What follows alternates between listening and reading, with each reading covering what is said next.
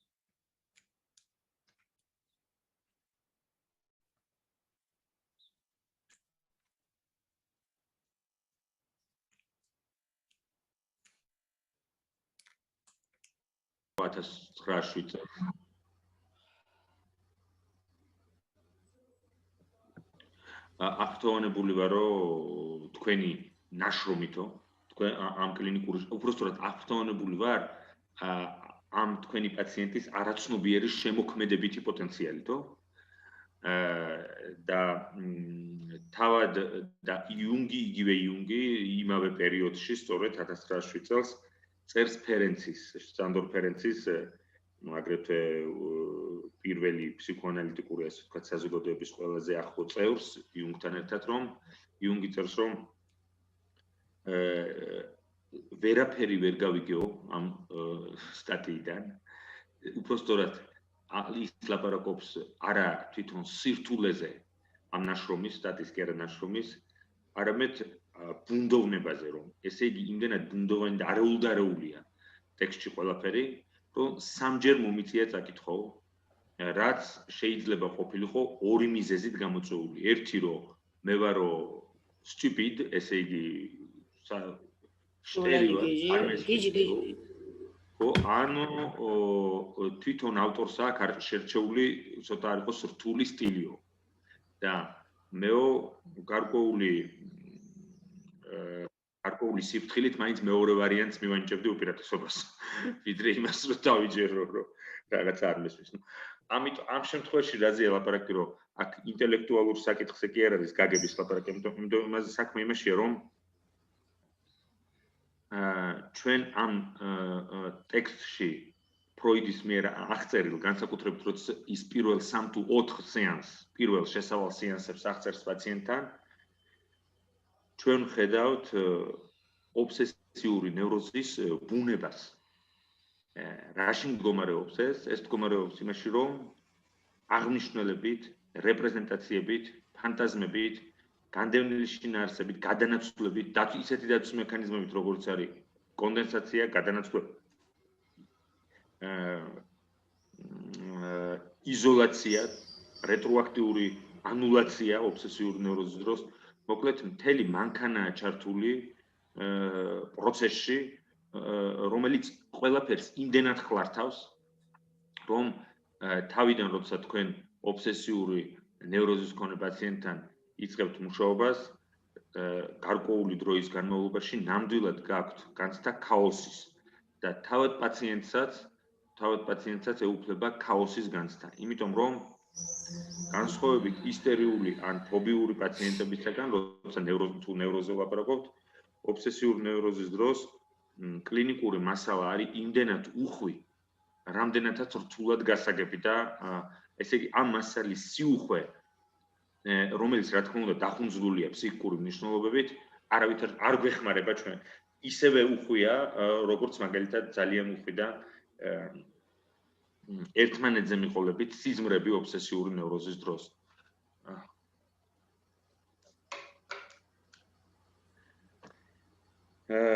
ესე იგი ჩვენ შეგვიძლია ნელ-ნელა იმ ასე იგი არეულდარეული ტექსტით რომელიც ჩვენ ესე გვეჩვენება იმიტომ რომ თვითონ ფროიდი ამბობს რომ მან სამჯერ სთხოვა მოეყოლა პაციენტს ის პერიოდი საქმე ეხება რამოდენიმე დღეს, როდესაც მან განავითარა, უბრალოდ კი არ განავითარა, მას ჰქონდა ობსესიური ნევროზი ბავშვობიდან, მაგრამ როდესაც მან ჩართო ეს ნევროზი და თავად ფროიდიც თხოვს მას, რომ სამჯერ მოყვას ეს, იმიტომ რომ ძალიან ჩახლართული ისტორია, სწორედ ობსესიური მექანიზმის წყალობით და არა თავად ობიექტური რეალობის წყალობით, იმიტომ რომ ობიექტური თვალსაზრისით ძალიან უბრალო, ბანალურ მოქმედებებს ეხება საქმე. ანუ 1907 წელს დაიწყო ლანსერი გვარი ამ პაციენტის, ერნესტ ლანსერი, რომელსაც ფროიდი ნაშრომში პოლს უწოდებს, პოლი. 1907 წელს 29 წლის ასაკში მივიდა ფროიდთან და ეს კურნალობა გრძელდებოდა 11 თვე. ფროიდი ამბობს ამ ნაშრომში, რომ კურნალობა დასრულდა იმით, რომ პაციენტი გათავისუფლდა ყველა დანარჩენი აკვიატებისაგან და სიმპტომისაგან, რომელთაც ის მივიდა მასთან, მაგრამ ამავე დროს იუნგთან მიწერილ ერთ-ერთ წერილში, ეს წერილიც მე წავიკითხე, ჟაკ ანდრე არის ესეთი ანალიტიკოსი, ჟაკ ანდრეს შესავალი, რომელსაც ის უძღვნის ამ ახალ გამოცემას, აი ეს წიგნია, ქვია ხუთი ფსიქოანალიზი, ესე იგი ფროიდის ხუთი კლინიკური შემთხვევა, სენკ ფსიქოანალიზი და აქ არის ჟაკ ანდრეს სტატია, რომელიც იყო დიდროს პროფესორი არის, სხვა შორის დიდროს უნივერსიტეტის.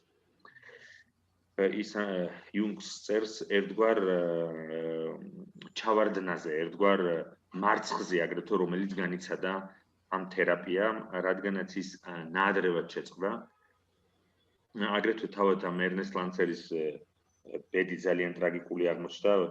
1907 წელს დაიწყო თერაპია, 11 თვის შემდეგ მოიყვანა ცოლი, რამოდენიმე წელი მას არ ჰქონდა სიმპტომები, მერე ჩვენ ვიცით, რომ მისი ობსესიური ნევროზი დაბრუნდა, რომელიც ერნესტ ლანსერის ჩანაწერებიდან ჩანს და მერე უკვე 1914 წელს მობილიზებული იყო პირველ მსოფლიო ომში, რუსებს ჩაუვარდა ტყვედ და გარდაიცვალა გაურკვეველ ვითარებაში ტყვეობაში. 1914 წელს, ესე იგი, პირველ მსოფლიო ომის დაწყებიდან. ესე იგი, ფაქტურად მისი მკურნალობის დაწყებიდან 7 წელიწადში გარდაიცვალა. და 1919 წელს შეიტყო ოჯახმა ოფიციალურად, რომ ის გარდაცვლილი იყო რუსეთში და მერე მოხდა მისი გადმოსვენება. ამბიდან 2 თვეში გარდაიცვალა მისი დედაც.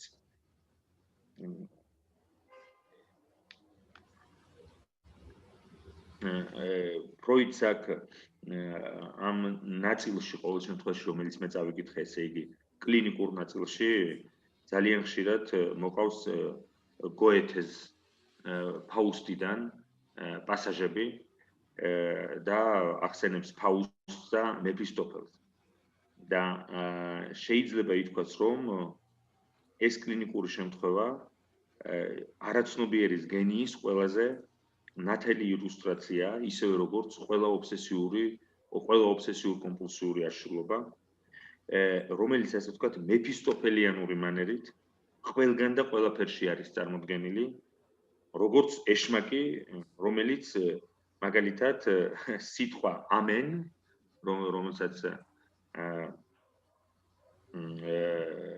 საქმე ეხება ერთ-ერთ კლინიკურ შემთხვევას, აგრეთვე ობსესიური ნევროზის, სადაც სიტყვას ამენ გარდაიქმნება სამენ, რომელიც ითარგმნება როგორც სპერმა, როგორც თესლი, სემენ.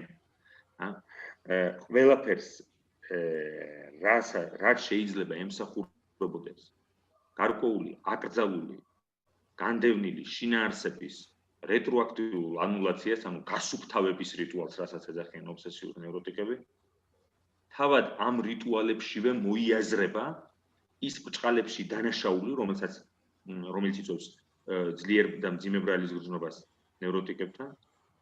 შესაბამისად, ეს არის ერთგვარი დემონური ბრჭყალებში, რა თქმა უნდა, მეტაფორულად ვთქვათ, მდგომარეობა, სადაც რიტუალები, რომლებიც ემსახურება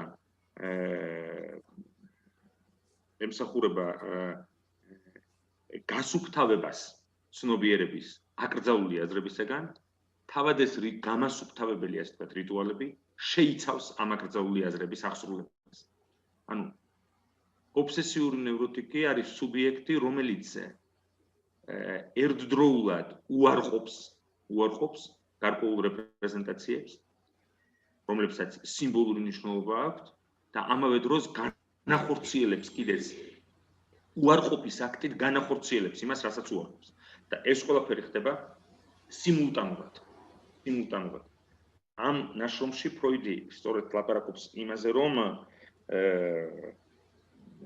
იმაზე, რომ ისტერიის შემთხვევაში განდევნა არის ერთი ფსიქიკური აქტი დროში, ხოლო სიმპტომის ფორმაცია, რომელიც კომპრომისული ფორმით დაპირისპირებულ ფსიქიკურ ძალთა, ასე ვთქვათ, კონფლიქტს სიმბოლურად აკმაყოფილებს, არის მეორე ფსიქიკური აქტი.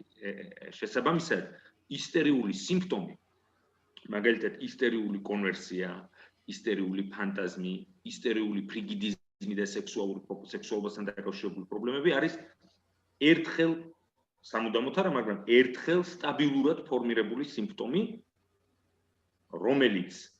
რომელსაც წინ უძღოდა განდევნის აქტი, ძალიან კლასიკური მოდელით რო შევხედოთ, და ეს სიმპტომი მუშაობს, რაც ნიშნავს იმას, რომ ისტერიული ნევროზის დროს, ან ფობიური ნევროზის დროს სუბიექტი არ არის იძულებული, რომ 24 საათის განმავლობაში იყოს დაკავებული შიდა ფსიქიკური კონფლიქტის მოგვარებით. მაშინ, როდესაც ობსესიურ ნევროტიკთან, განსხვავებით ისტერიისაგან, არ არის ამდენად გამიჯნული განდევნა და სიმპტომატური ფორმაცია. თავად ობსესიური სიმპტომები, ნებისმიერი ობსესიური სიმპტომი, ამავე დროს განდევნის მარცხსას გულისხმობს. ანუ ის, რომ განდევნა არასრულფასოვანია და ვერ ასრულებს ბოლომდე თავის ფუნქციას, არ არის მყარი, ეს ნიშნავს იმას, რომ განდევნილი რეპრეზენტაციები მუდმივად ცნობიერებაში იჭრებიან ობსესიური ნევროზის დროს. რის გამოც ობსესიური ნევროტიკი იძულებულია მუდმივად აწარმოოს არა განდევნა, რომელიც ობსესიურ ნევროზში განიცდის მარცხს, არამედ მუდმივად აწარმოოს გარკვეული ფსიქიკური მანევრები იმისთვის, რომ დაიმორჩილოს არაცნობი. და ამ ფსიქიკურ მანევრების წარმოების, ასე ვთქვათ, ქმედებები, რომლებიც გულისხმობს ამ მანევრებს, თავისთავად მოიცავს უკვე არაცნობიერ შინაარსებს. ანუ ეს არის მდგომარეობა, როდესაც მე ინსტრუმენტი, რომლითაც მინდა მოვიხელთო არაცნობიერი, უკვე ამ ინსტრუმენტში არის ჩადებული ის, რასაც ვეძებ. ანუ როგორ ვთქვა, ძალიან რთულია ამის გააზრებაც კი და თავად აი იმას რომ დაუბრუნდეთ, ესე იგი მეფისტოფელი შემთხვევაში ამენ და სემენ, ეს ხდება, ეს კავშირი ხდება, არა? თქვენ რასაც გულისხმობთ ახლა რა ამაში? კი, ამენ ნიშნავს რომ მოხდეს გარკვეული თვალსაზრისით სურვილი. დიახ, და აქვე იჭრება და მიებმება, ყველაფერი, ყველა აზრი, ყველა ქმედება შეიძლება განიცდეს პარაზიტირებას, პარაზიტირებული იყოს არაცნობიერი რეპრეზენტაცია. იმდენად რომ ეს ესე იგი არის რაღაც დაუსრულებელი პროცესი. მაშინ, როდესაც ისტერიული ან ფობიური ნევროზის დროს განდევნის აქტის შემდეგ დგება მეტნაკლებად მშვიდი პერიოდი, რომლის ამ სიმშვიდის გარანტია ერთხელ კარგად ფორმირებული და მეტნაკლებად წარმატებით ფუნქციონირებადი სიმპტომი. მაშინ, როდესაც ობსესიური ნევროტიკი ფაქტიურად ამას აკეთებს, მთელი დღე, ესე იგი, ფაქტიურად ობსესიური ნევროტიკისთვის ნევროზი არის მისი პროფესია, ფსიქიკური პროფესია. ეტო ის კომპულსიაზე ლაპარაკობ, ხო გია? კომპულსიაზე რა შეესაქმე, ნახე, რა მექანიზმებიც უნდა იყენებდეს ობსესიური ნევროტიკი, ის მაინც ვერ აკავებს არაცნობიერში გარკვეულ შინაარსებს და რეპრეზენტაციებს. გაუთავებლად ბრუნდება. მაგალითად, თუ ავიღებთ ობსესიურ ეჭვს, ცხადია, რომ ობსესიური ნევროტიკი, როგორც ინტელექტუალურად კარგად განვითარებული სუბიექტი, ცნობიერების მქონე სუბიექტი, კოგნიტური თვალსაზრისით სრულიად ნორმალური სუბიექტი, ოდეშიც შუქს ავანთებთ ახლა.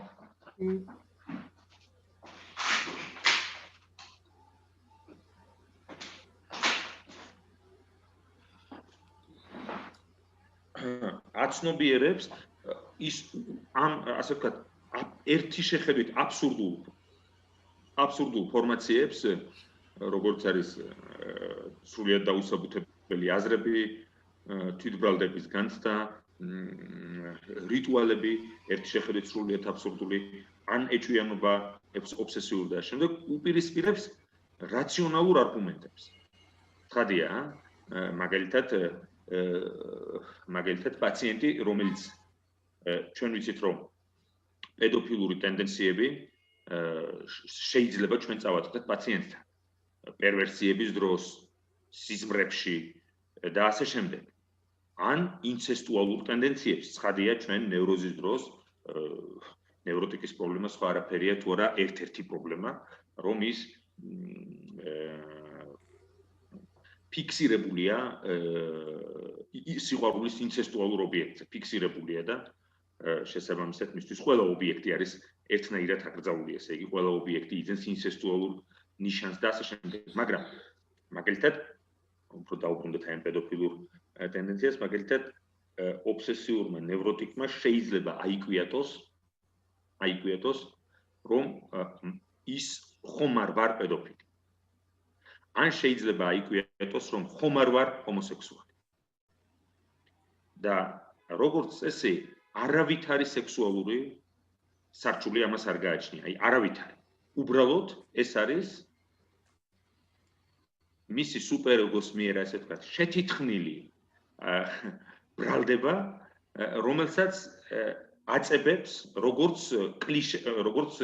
სტიგმას.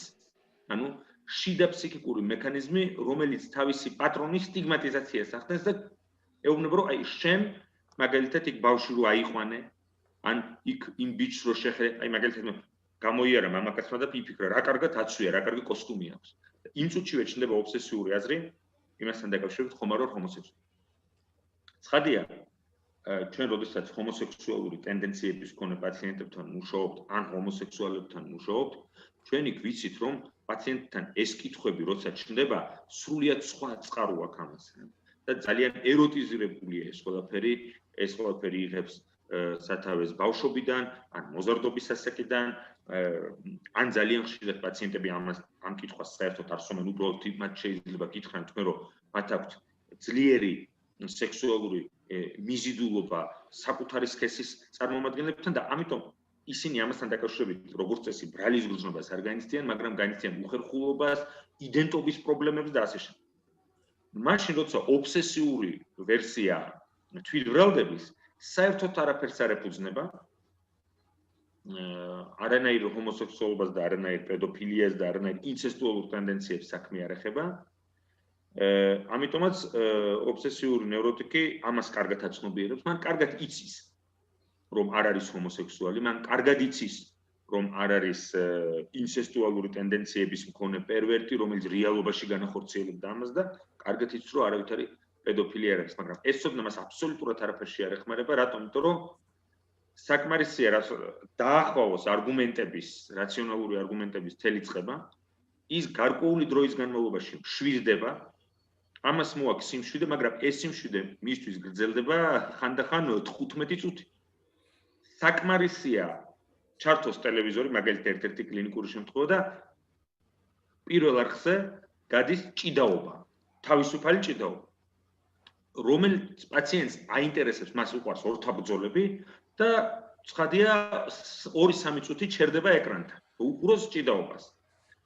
იმ წუთშივე ძლივს დამშვიდებული, ასე ვთქვათ, არაცნობიერი, ძლივს დამშვიდებული ბრალდება, შენ ხარ ჰომოსექსუალი, ისევ უარესი ძალით, ესე იგი, ესხმის თავს, იმიტომ რომ უჩნდება ახალი ეჭვი, რატომ შევყომდი ტელევიზორთან, ეკრანთან, როცა მამაკაცები ჭიდაობდნენ, ხომ არ მომწონს მე ეს როგორც ჰომოსექსუალი.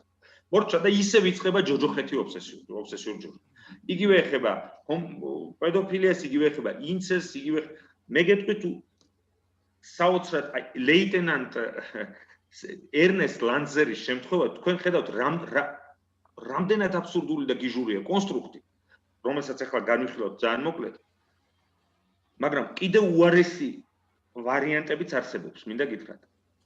ჩემთან მოიყვანეს 16 წლის მოზარდი, ნამდვილი ჭეშმარიტი ობსესიური ნევროტიკი, აი ისეთი როგორც არის ერნესტ ლანცერი.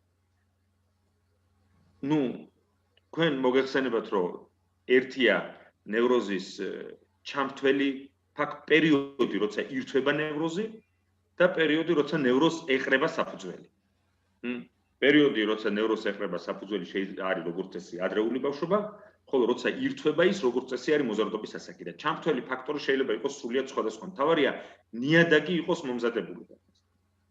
ანუ ბავშვის ფსიქიკური ცხოვრება საკმარისად ნევროტიზირებული იყო ამ პაციენტის, საკმარისად ნევროტიზირებული, იქამდე ვიდრე ის ჩართავდა უკვე ასე ვთქვათ აფეთქებულ კლინიკურ სურათს, რომელიც უკვე არის რომ ერთი წერტილიც არ აკლია, ყველაფერია ნახატი მთლიანად წარმოდგენილი. და ეს ბიჭი იყო ბანაკში, სადაც ნახეთ რამდენად შარიანია, ასე ვთქვათ, ობსესიური ნევროტიკის სუპერეგო. ყველა ნევროტიკთან სუპერეგო განსაკუთრებით სასტიკია, მაგრამ ობსესიური ნევროზის დროს ის ანალური სადიზმით, როგორც ფროიდი ამბობს, და სადისტური ტენდენციებით, არქაული სადისტური ტენდენციებით არის გაჯერებული. შესაბამისად, ეს არის სუპერეგო, რომელიც ყველაფერზე მოედავება მეს და ყველაფერზე დაამცირებს და ბრალს დასდევს. მე რას აკეთებს? მე ითავისუფლებს თავს ამ ბრალდებებს. და ეს პაციენტი იყო ბანაკში და ბანაკში დაიკარგა ფული. ბანალური რამ. ალბათ ერთმა ბავშვმა მეორეს მოპარა. ალბათ კი არა, ასეც იქნებოდა. და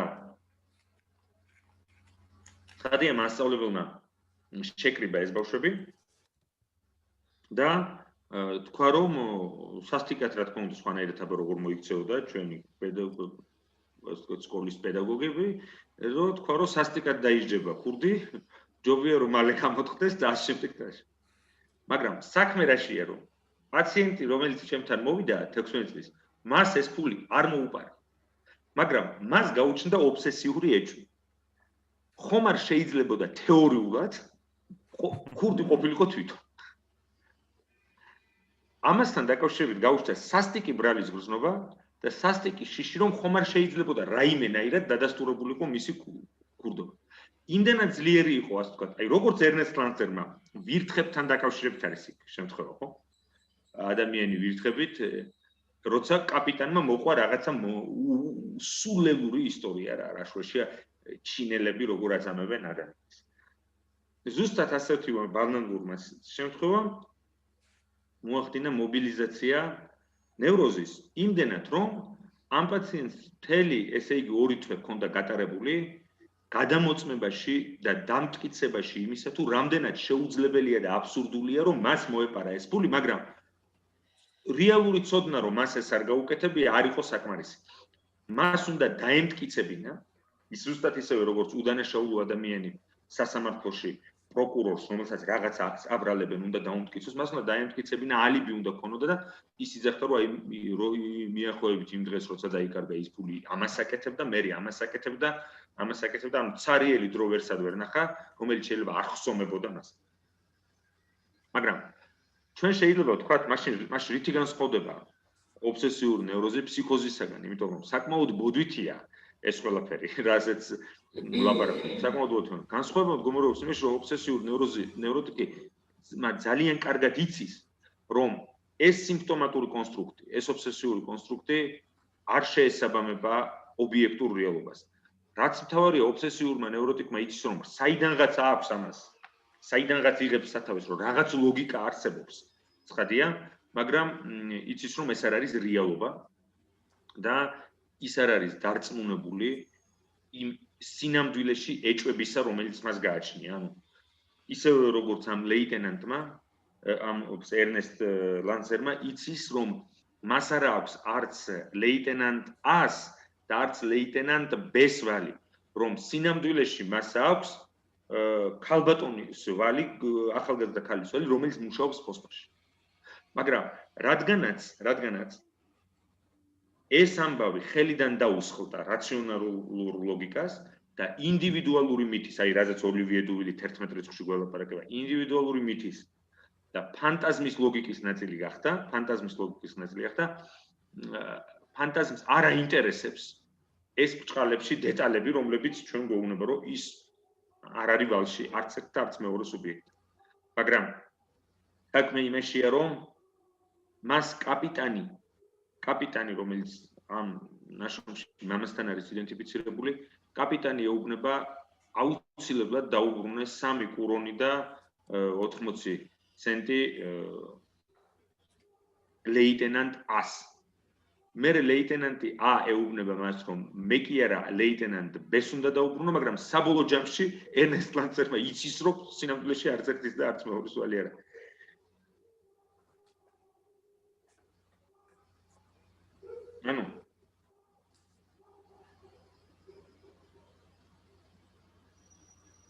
ანუ საქმე ეხება იმას, რომ ობსესიურ ნევროტიკთან უფრო ლაკანიანურად რო ვთქვათ, ერთი და იგივე ამ იმით манипуляციებით თავის დამი მიმართული ესეთი ვერსიები თავის თავს ისჯის და ამ ტანჯვაში რაღაცნაირად იმაშუქა სიამოვნებს ეს ტანჯვა.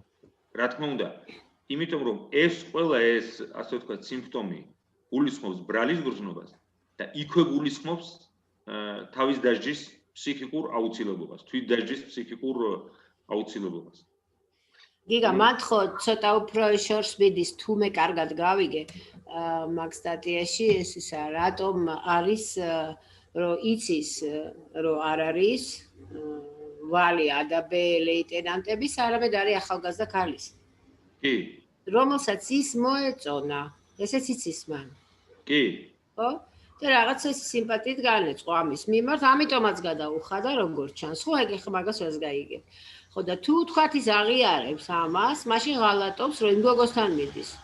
უკან, იმიტომ კი არ მიდის, რომ ადაბეს მიცეს ფული, არამედ იმ გოგოსთან მიდის. სინამდვილეში და ამით ღალატობს ის თავის შეყვარებულს. ესეთი ხაზიც არის, ხო? და ამით ჩახლართულია ძალიან, ხო? და ამით აკეთებს იმას, რაც გააკეთა მამამისმა. ხო. როდესაც მან უღალატა თავის უბრალო, ესე იგი, ღარიბ გოგოს, რომელიც უყვარდა და ცოლად მოიყვანა მდიდარი ქალი. კი ბატონო. ნუ კატასტროფა არის ახლა მაგ რაღაცები მონიშნული გადავიდეთ ტექსტზე, უბრალოდ ეს აღნიშნული და იმაშიც კი, აი ლადო თქვენ რომ ახსენეთ, აი რომ გაიმეორეთ, რა ქვია, ამენ, ხო? და სამენ, ხო? სემინა სპერმა ვთქვათ, ამ სწარმოშობის ისტორია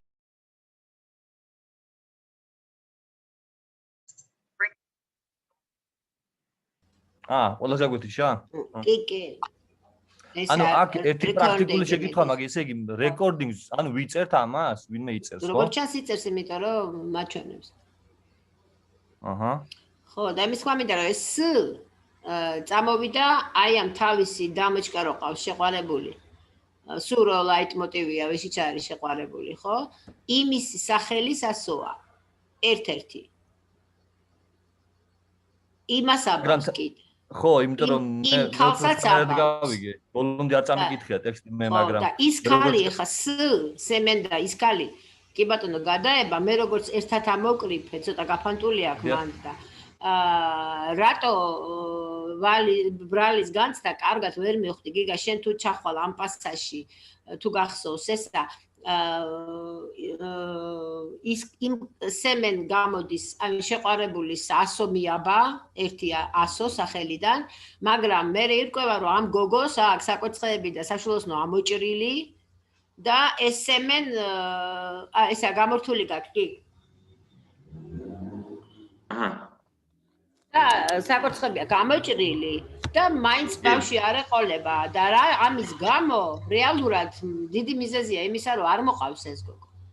კი. აი ბრალამდე სულ უნდა ჩავიდეთ, არ გამოგჩეს რომ სად მივალთ ბრალამდე, რომ არ გაჩერდე, ფროიდი არ ჩერდება, მიდის ბოლომდე, ოღონდ სხვადასხვა აღწევში მიდის რა. ეს რომ ამოკრიფო, ესე გამოდის. ისე უწერია ეხა თავში რაც აქვს დატეული, იმას წერს და მე უნდა მიყვე მის ფიქრებს. ეს არის ფროიდის სირთულე, ხო, რაც იუნგს სულელი ვარ და სტიუპიდი ვარ რო იძახდა, ვერ ვეთანხმები, იმიტომ რომ არ მიყვა როგორც ჩანს, იმიტომ რომ ძალიან ჩემი აზრით კარგად ბოლომდე მიდის და ლოგიკურად. კი. ხო. აი ესეთი რაღაცა და მაგ სტატიაში სხვათა შორის ბოდიშვიხტი შეწყვეტილებისთვის არის ერთი პასაჟი, რომელიც ძალიან ისა მე მას მექნა რა, ეს მექნა რა, დამაკვირვა რომ ამ კაცს აქვს აი დეჟავუს განცდები როა. მე ხომ არ გამოვიწვიე ისა დეჟავუა კი არა, მე ხო არ გამოვიწვიე, მე ვიფიქრე მეგობარზე და ის შემხვდა ქუჩაში. მე ვიფიქრე რაღაცაზე და ის განხორციელდა გარეთ. მაგრამ ამას ფროიდი არ ავითარებს და აი ამ პასაჟს უკვე როგორც სინქრონიზმს ავითარებს უკვე იუნგი მერე. და ამბობს მაგრამ მაგას ფროიდი ავითარებს ხო და ის ავითარებს მე არ ვიცოდი რომ არ მახსოვდა ეს ისა ჩილავექსის კი ფროიდი ავითარებს ამას ტოტემში და ტაბუში. როცა ცდილობს რომ ტოტემი და ტაბუში? ხო, ტოტემში და ტაბუში. როცა ცდილობს რომ ობსესიური ნევროტიკი ესე იგი პრიმიტივი ველურ ტომებში, ესე იგი ველური და ბავშვი დაუკავშირდეს ერთმანეთს, სადაც ის უწოდებს ამ კლინიკურ ნიშანს, რომ მე დავიფიქრე და მოხდა. ხო. ძალიან ბევრ ობსესიურ ნევროტიკს უთქვამს, რომ მე თუ მეშინია რომ გავიფიქრო, იმიტომ რომ შეიძლება აღსრულდეს. ღმერთთან უკნას როგორც წესი უბრალოდ ვფიქრობენ დესტრუქციულს და ღმერთთან უკნას მართლა აღსრულდეს, იმიტომ რომ მე ღრმა ტრაუმატიზაციას იწვევს ის, იმიტომ რომ ბრალის გრძნობა საერთოდ ჭამს ამ ხალხს. ეს ნიშნავს, როდესაც ფროიდი ამბობს, რომ ობსესიური ნევროზის დროს ქმედება რეგრესირებს, ქმედება რეალობაში განხორციელებული აქტები, ქმედებები რეგრესირებს და ფიქრამდე და ობსესიური ნევროტიკი არის ის, ვინც 100-ჯერ მეტს, 1000-ჯერ მეტს ფიქრობს და თითქმის არ მოქმედებს. და რაც შეეხება აზრებს, ის ამას უწოდებს ფროიდი toute puissance de pensée, ესე იგი აზრების ყოვლისშემძლეობა, ფიქრების ყოვლისშემძლეობა, რომელსაც ხო და ეს არის მერე ზუსტად ფილოსოფიურითად.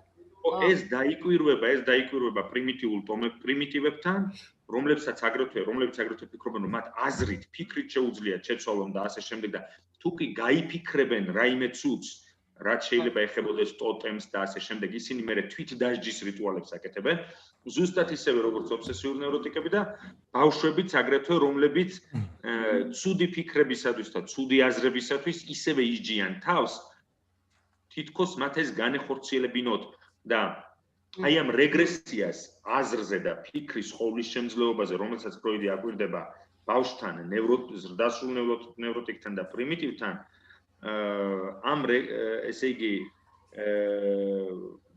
გამორჩა ხარ რაღაც უნდა მეთქვა, ესე იგი ხო, ამას საფუძვლად უდევს რეგრესიული პროცესები, ხო, ნარცისტული პროცესები, იმიტომ რომ ეს ფიქრი ცოტა ნარცისტულად და მეგალომანიურად არის ინვესტირებული, იმიტომ რომ საქმე ეხება იმას, რომ ნევროტიკ სუბიექტს გონია, რომ მისმა აზრმა შეიძლება მოახდინოს გავლენა, რეალური გავლენა, რეალურად ადამიანის ცხოვრებაზე, ანუ მაგალითად რაიმე ცუდი მოახდინოს. ამასთან ხო, რაც თავარია, ხო, აი ეს ნიშნავანი რაც უნდა. აი ეს მინდოდა რომ იუნგი მერე ავითარებს ამას. ავითარებს ოღონდ ისე კი არა რომ პრიმიტიული და მეგალომანია, სულ სხვა რამეში გადადის. დავამთავრებ რაღაცას და მე იუნგიზე მინდა რომ ილაპარაკო ზუსტად სინქრონულობა. არა, ხო, არა, რას ვილაპარაკებ ხა ეს ერთული თემა. ხო. როდესაც არაცნობიერში არ არსებობს დიფერენციაცია რეალურ და ფანტაზმატიკურ მოვლენებს შორის, რადგანაც ნევროტიკთან ხდება რეგრესია ფიქრზე, ესე იგი აზრობრივ პროცესებზე რეგრესია, ობსესიური ნევროტიკი ცუდი აზრებისთვის, როგორც თვითონ ამბობენ, ცუდი ფიქრებისთვის ისე ისჯის თავს, როგორც შეიძლება დაესაჯა თავი ადამიანს, რომელსაც შეიძლებოდა განეხორციელებინა ეს. და პრიმიტივიც ისევე ისჯის თავს ცუდი ფიქრებისთვის, თითქოს მას ეს განეხორციელებინოს. და პატარა ბავშვიც ისევე ისჯის თავს ცუდი ფიქრებისთვის, თითქოს მას ეს განეხორციელებინოს. ანუ ობსესიურ ნევროტიკთან წაშლილია ზღვარი ფიქრსა და მის განხორციელებულ შედეგებს შორის და ამიტომ ბრალის გრძნობა ისეთი ძლიერი აქვს, თითქოს მართლა ჩაედინოს ეს. აი ეს მინდოდა მე თქვა, ამიტომ ეს არის ყველაზე დამთრგუნველი, იმიტომ რომ შეიძლება მე ცუდი აზრი რაღაცა მომივიდეს თავში და თქვა, რომ ეს უბრალოდ აზრია. უბრალოდ სულელური ფიქრია, მაგრამ ობსესიურ ნევროტიკთან სუპერეგო ამ ცუდ ბრჭყალებში აზრებზე ისე რეაგირებს, თითქოს მას ეს განეხორციელებინოს.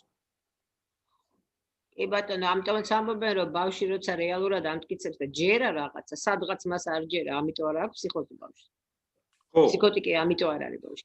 და კიდე რა მინდოდა რომ იუნგი ამას იღებს, აი არ ვიცი ხა თავისთავად მიდის აქამდე ლომონოსოვის და იმის ვაკე მენდელეევის, ლომონოსოვის და ლაუაზიეს არ იყო საფაქტი რომ მივიდე რაღაც დასკვნაზე თუ ამას დაეყო არ ვიცი იუნგი, მაგრამ პირველად გამიჩნდა ეს ისა, რომ აქედან ბევრი დოქტრინა არის, სადაც არჩევს იუნგი ფროიდს და ეკამათება ზოგ რაღაცაში ეთახმება და ამოდის აქედან და მერე თავისას ავითარებს და აქ მომეჩვენა იგივე, რომ აი ეს სხვა იმაში პლასტში გადაყავს საერთოდ ეს სინქრონულობა, რომ მე ვიფიქრე და გარეთ განხორციელდა. იშველებს ფილოსოფიას, იშველებს დროს და სიცოცხლის კანონებს, ნუ რაღაცა ძალიან ძიმე ნაშრომია, ძალიან ცუდად გასაგები. კარტების ექსპერიმენტებიც არის წარმოდგენილი ასტროლოგიაზეც ლაპარაკობს. უამრავი რაღაცა, მაგრამ ფსიქოიდური ბუნების არის რომ კი ბატონო, მაგრამ იცი რას ამბობს, რომ მიზეს შედეგობრივ კაუზალურ ყოფაში კი არა, ფილოსოფიურად. როგორც არსებობის გარემო კაუზალურ ცხოვრებაში ვართ, ხო? მიზეს შედეგობრივში. ამას უარყოფს იუნგი ბოლოს, ამოდის რა სინქრონულობიდან და ამბობს, რომ არა ვართ კაუზალურში, არამედ პარალელურ ქმედებათა სამყაროში ვცხოვრობ და რასაც სინქრონიზმი და სინქრონიზმი კი არა, სინქრონულობა დაარქვა. და ჩემი ფიქრი არ განაპირობებს გარემოში რა მოხდა. ასეთი რაღაცა გვაქვს ყოველ წუთას, ყოველ დღე შეიძლება რა, რაღაცა ვიფიქრე, ვაიმე ახლა ვფიქრობდი, ახლა ეს ვიფიქრე, ამაზე მივედი ტელევიზორში, იგივე ჩაერთო, სულ ყველას იმდენად ძლიერია ეს ფენომენი, რომ ამბობს, რომ მიზეს შედეგობრივ კაუზალურ ცხოვრებაში არა ვართ სინქრონულობაში. აი ხა მისი ფილოსოფიური იდეა არის ეს, აი ფროიდი ეგრე გადაწაიყვანა. როგორ არის იცი?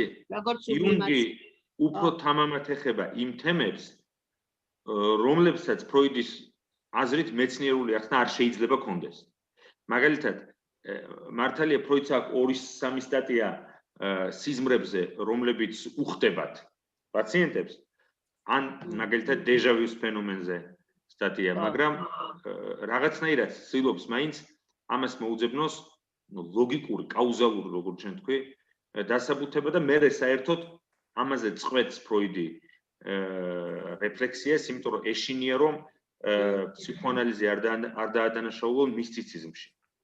ხო, აი იუნგს მაგის არ შეეშინდა და დაადანაშაულა. იუნგი იქნა დაადანაშაულებული, იმიტომ რომ შენ როდესაც სუფისტურ ბოდვას ეძახიან ზოგიერთები მაგრამ. ხო, შენ როდესაც იკვლევ ისეთ ფენომენს, რომელსაც შეუძლებელია მიზეს შედეგობრივი კავშირი მოეძებნოს ბუნებაში, ცხადია შენ იძულებული ხარ რაღაც ისეთი კონცეპტუალურ სისტემებით ოპერირება დაიწყო, რომელიც უკვე აღარ არის ემპირიზმი.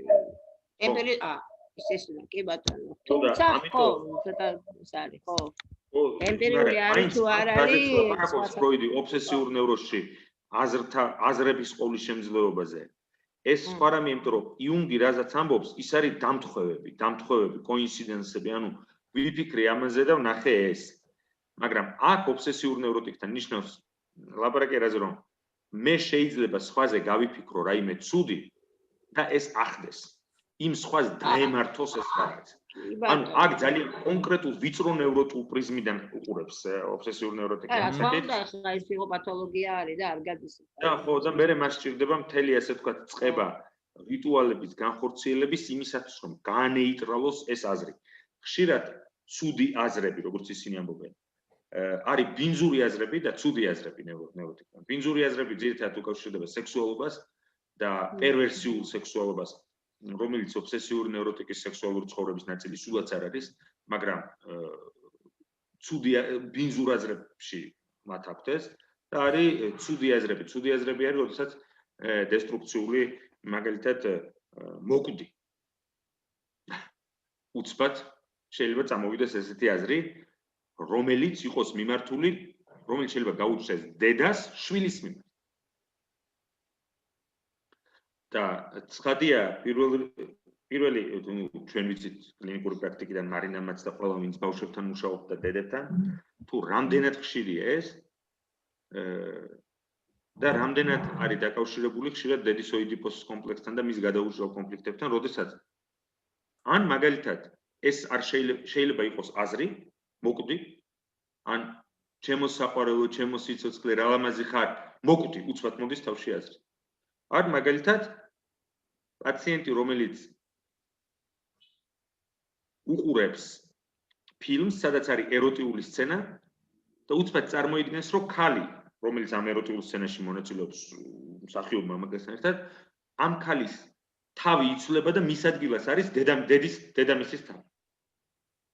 ან უცბად თავისი რძლის თავი და ყველა ნებისმიერი ინცესტუალური ობიექტის, რაც კი შეიძლება მეზობლის, ბიძაშვილის, ბიძაშვილის და ასე შემდეგ, ყველგან ხდება ეს შეჭრა.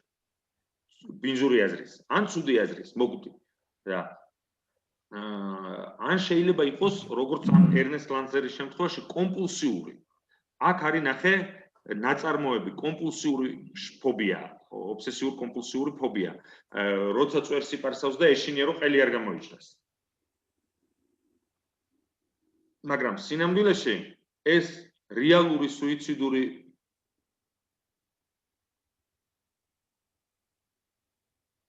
კარგი ქეთო, გადი და იქნება ჩანაწერი და გამოგიგზავნით. მადლობა და ბოდიში. არა უშორს. ანუ ეს რეალური სუიციდალური ფიქრი კი არ არის. სინამდვილეში ამბობს ფროიდი ამ ნაშრომში ხო ესეა ბაკა, რომ როგორც შენ მართლა ყურადღება გაქცევს. ავიკითხე, მეც იქამდე მივედი ნაწილი თეორიამდე და ხო. ის სიკვდილს უსურვებს სინამდვილეში ვის უსურვებს სიკვდილს? მან ბევრი მამას და მამის ეშინია და საცოლის რო რამე დაემართებათ, მამას და საცოლის თავიდან ებო. ძირთად ხო ორ ფიგურაზეა მისი ნევროზი სტრუქტურებული მამაზე და საცოლზე. რომ მათ დაემართება რაღაც ცუდი. ძირითადად ფროიდი ამბობს, რომ ეს არის სურვილი, რომ დაემართოს რაღაც. რომელიც მერე ტრანსფორმირდება ფობიად, მათ არ დაემართოთ რაიმე ცუდი და რადგანაც მე მინდა რომ მათ დაემართოთ რაიმე ცუდი, მე თავს დავისჯი, შესაბამისად, მე თუ მიჭირავს სამართებელი ხელში, ეს კარგი მომენტია იმისთვის, რომ ცოდვები გამოვისხდო. და ყალიბდება კომპულსიური ფობია. ისევ როგორც დედებს აქვთ კომპულსიური ფობია.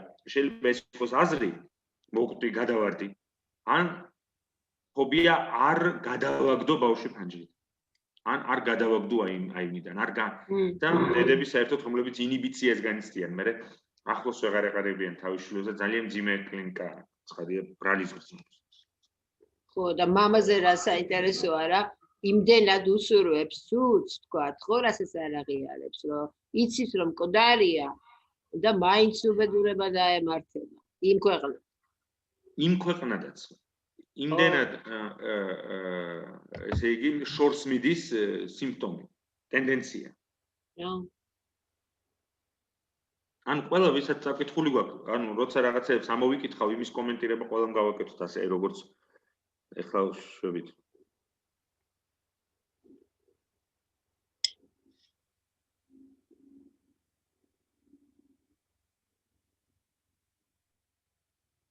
ანუ აქ საუბრობს ფროიდი ამ ანამნეზზე, თავიდან მოვიდა ამ სიმპტომებით, რომ ეშინია რომ არ დაემართოს ცუდი რამ არ შეემთხვეს. სადა ვართ ახლა? აი ახლა სულ პირველ როგორ რუსულად წავიკითხე.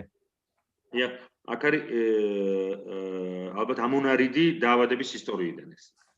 ეს უნდა იყოს ექსტრეტ de l'histoire de malade. დიახ. რომ მისი სექსუალური ცხოვრება იყო ძალიან ღარიბი და აქ ფროიდი აღნიშნავს, რომ ონანიზმს ჰქონდა მის ცხოვრებაში ძალიან არავითარი როლი და ამას აღნიშნავს საკმაოდ ესე ვთქვათ, კითხვას სვამს კლინიკურს, რომ მხოლოდ ორჯერ ჰქონდა ესე იგი მასტურბაციის მცდელობა მოზარდობის ასაკში, მაშინ როდესაც ის ამბობს, რომ მოზარდობისთვის უჩვეულოდ არ არის ხანდახან ჩვენ იმასაც ვაქცევთ ყურადღებას, რა არის წარმოდგენილი და რაც არ არის წარმოდგენილი, ის ხანდახან უფრო მნიშვნელოვანია ხო. და თავის ჩანაწერებში ეს ჟაკ ანდრეს უწერია.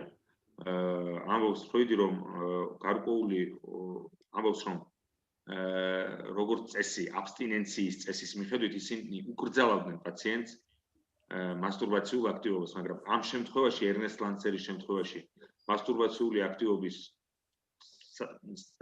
საკუთარი თავისთავად ნების დართვა კლინიკურ პროგრესად არის მიჩნეული ფროიდისთვის.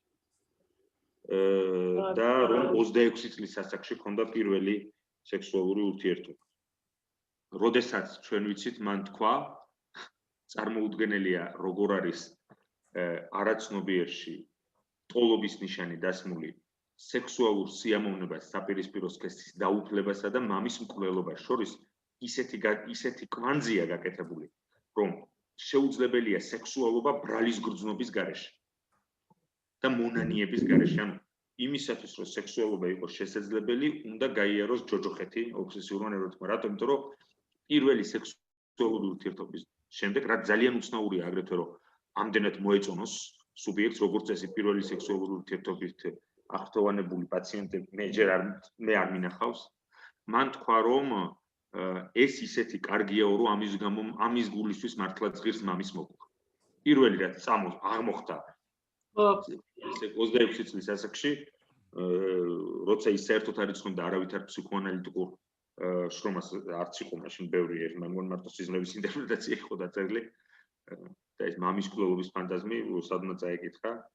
მან თქვა, რომ ради этого стоило бы убить отца. ეთახმები?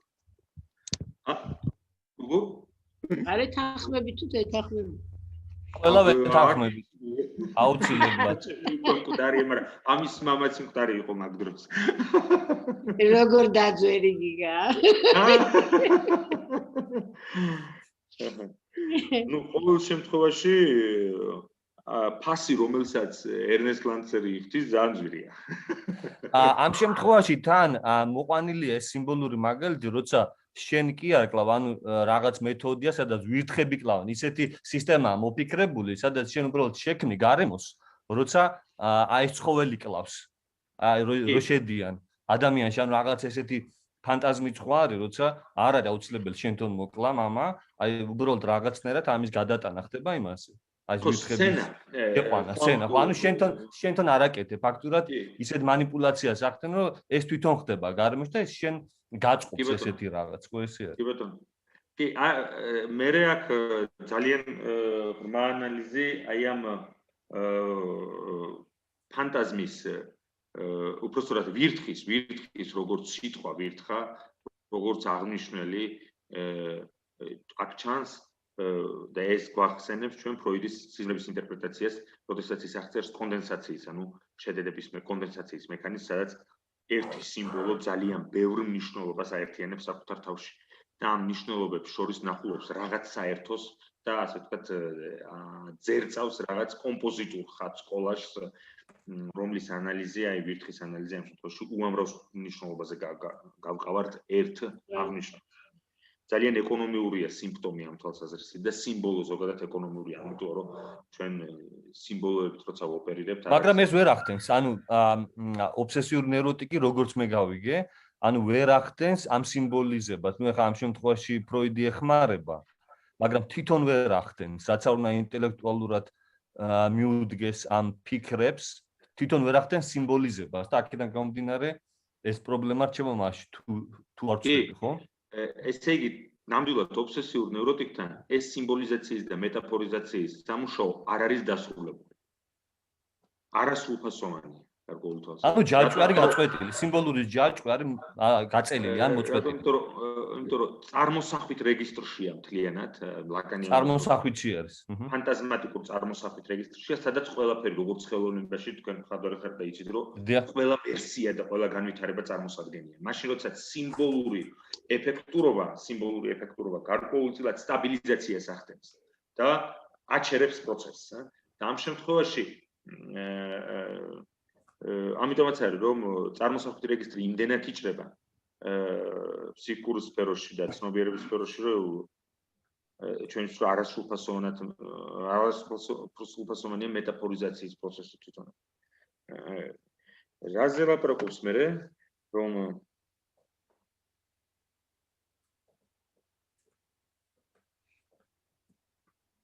საუბრობს მეგობარზე. გამარჯობა გიორგი. გამარჯობათ.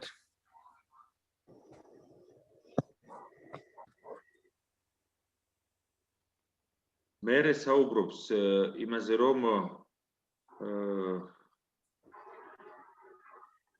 მას ყავს მეგობარი და სხვათა შორის ფროიდი ლაპარაკობს იმაზე, რომ ძალიან ბევრ ობსესიურ პაციენტთან ჩვენ გვაქვს ესეთი მეგობრის ფიგურა, ერთგვარი ალტერ ეგო, რომელიც მას ამშვიდებს და უმტკიცებს, რომ ის არის უბაძლო რეპუტაციის უმძიკლო ადამიანი და რომ ის ყველაფერი, რასაც თავის თავს მიაწერს, დაუსაბუთებელია, რის გამოც ძალიან 7 ღამეს გაატარებს მასთან და დაიძინებს ერთი ღამე ნორმალურად ზინავს.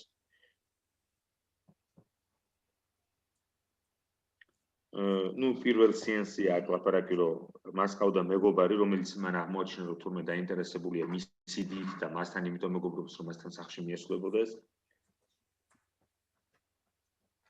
და ძალიან მნიშვნელოვანია ნაწილი, როდესაც ერნესტ ლანსერი პირდაპირ იწყებს ლაპარაკს, რომ ასე იწყებს, ასე ამბობს, რომ ჩემი სექსუალური ცხოვრება ძალიან ადრე დაიწყო. ყველა შეიძლება ეგონოს 14 წლის ასაკში, 13 წლის. ის ამბობს 4-5 წლის ასაკში. და აქ უკვე რა თქმა უნდა ჩვენ აღარ გვჭირდება ობსესიური ნევროზის დროს, სადაც ყველაფერი ძალიან გადმოგვტრიალებული და ხელის გულზეა, სარჩული.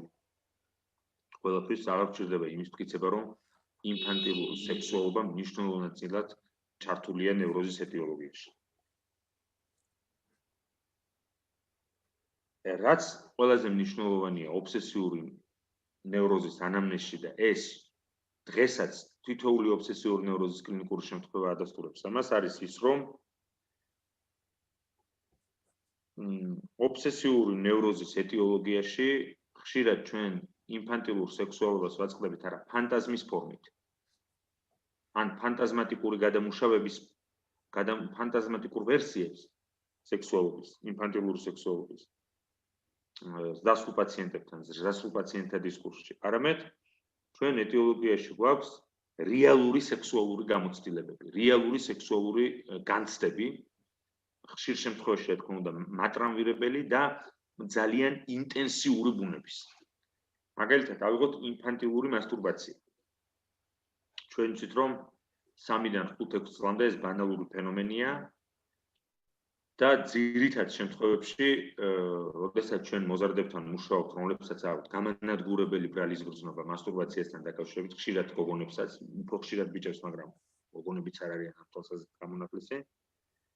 ჩვენ ვთქვით, რომ აქაც ფროიდი ამაზე ლაპარაკობს, რომ ეს არის დაკავშირებული ინფანტილურ მასტურბაციასთან, რომ ეს ინფანტილური კომპონენტი თავისი ბრალის გრძნობებით და ყველაფრით იღვიძებს მოზარდობის ასაკში და პარაზიტირებას ახდენს უკვე მოზარდის სექსუალობის, ზრდასრული სექსუალურ ფიზიოლოგიური გადაკვეთით. რომ მოზარდთან მასტურბაციული აქტივობა მთლიანად პარაზიტირებულია და დამძიმებული ინფანტილური მასტურბაციით, მასთან დაკავშირებული ფანტაზმებით, ბრალის გრძნობით, შიშით, დასჯით. მაგრამ იშვიათია თუნდაც ამ მოზარდებთან, რომლებსაც აქვთ ამდენად ძიმე ბრალის გრძნობა მასტურბაციასთან დაკავშირებით, იშვიათია რომ მათ გაიხსენონ თავისი სექსუალური განცდების შესახებ ბავშვობაში. მაშინ როცა ობსესიურ ნევროტიკს შეუძლია ეს მოგიყვეთ როგორც ცინცხალის შთაბეჭდილებები. რატომ? იმიტომ რომ აქ საქმე ეხება არა მხოლოდ ინფანტილურ სექსუალობას და მასთან დაკავშირებულ ფანტაზმურ და წარმოსახვით კონსტრუქტებს და სცენარებს, არამედ რეალურ გამოცდილებებს. რეალურ ნამდვილ სექსუალურ გამოცდილებებს. არა ყოველთვის და საქმე ეხება რომ განსხვავებით ტრამვირებული პაციენტებისგან, რომლებსაც აქვთ სექსუალური ტრაუმა. ობსესიური ნევროტიკები აქტიურები არიან თავიანთ ინფანტილურ სექსუალურ გამოცდილებაში. ანუ რა იგულისხმება, რომ ის რასაც ფროიდი უწოდებს სექსუალურ კურიოზიტე სექსუალურ ცნობის მოყვარეობას ბავშვთან, ობსესიური ნევროტიკის ზეცნობის მოყვარეა, იმდენად რომ ბავშვობაში ის ახერხებს და ცოტა უფრო შორს მიდის და რაზეც ეს ლანცერი ლაპარაკობს, ამაზე ლაპარაკობს თითქმის ყველა ობსესიური ნევროტიკი, რომ მათ ჰქონდათ მსგავსი გამოცდილება. ეს არის პირველ რიგში, რომ თავის პირველ ძიძას, რომელსაც გვარი ჰქონდა პეტერი, პირდაპირ ხელი ჩაუყო ქვედა ბოლოში, გენიტალურ ნაწილში. და აქვე ფროიდი ამბობს, რომ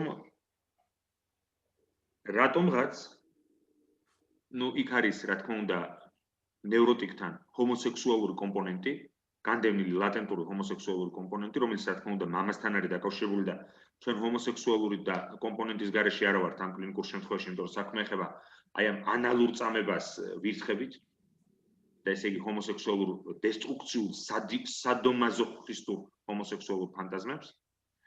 და აქაც ფროიდი აღნიშნავს, რომ როგორც წესი ვენაში იმ პერიოდში გავრცელებული იყო, რომ ძიძა მომვლელი მოეხსენიებინათ სახელით და არა გვარით და ხას უსვამს ამ მომვლელის გვარი არის მამაკაცის სახელი პეტერი. აქვე და აქ ესე იგი საქმე ეხება რეალურ გამოცდილებას. გიგა მარტო ესა მაგაზე კითხვა მაქვს თუ არ შეგაწყვეტინებ? კი, არა, ეს შეწყვეტები იყოს, იმიტომ რომ რატო იცი, მან იქაც ფიქრი მომიწია და ვერ მივედი შეიძლება დასკვნამდე. რაც შეეხება სიმბოლიზაციის უნარს, ხო, რაც თქვენ თქვით, ვაბა. ეს არის ნაკლებობა არის, სიმბოლიზაციის უნარის ნაკლებობა არის, სობელი რამეა, ამ შემთხვევაში რამეც არის, რა ქვია, მძიმეა მუშაობა პაციენტთან და ამაზე სამუშაო, მაგრამ ეს სიმბოლიზაცია არა, მაგრამ როდესაც ჰომოსექსუალური ფანტაზმებია. აი ამის გამოცდილება, აი ამ ფანტაზმის გამოცდილება, ფროიდი მაგასაც ამბობს, რომ ამ კაცს აქვს.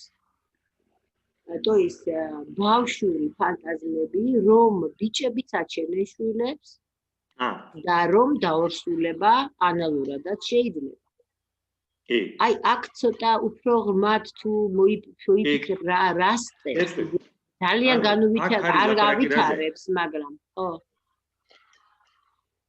კი რა განუვითარებს მაგრამ იცი რა ის სხვა ხო იმიტანა გადმოტანილი ეს ანუ ფროიდი ამ ნაშრომს რო წერს ის რა თქმა უნდა გავლენის ჩაგდებული აქვს თითქოს რა და არ ავითარებს კეთრი რა შესაძლოა ანუ ფროიდი არის გავლენის ქვეშ 3S სექსუალობის შესახებ, რომელიც პირველი ვერსია 1905 წელს გამოიკვლინა. ხო, სულკებს აკეთებს თავის ვენაში. ხო, 3S. და 3S-ში ის აღმოაჩენს, რომ ბავშვისთვის ზრდასრული სექსუალობა არის ენიგმატიკური ფენომენი. მაგალითად, მშობიარობა არის გამოცანა. და ვერავით არის მეცნიერული ახსნა ფეხმძიმობის მშობიარობის და ასე შემდეგ. ბავშვისთვის გასაგებენაზე ვერ ამბობს თუ რა ხდება პირველ რიგში ორსქეს შორის და როგორ ჩნდებიან ბავშვები.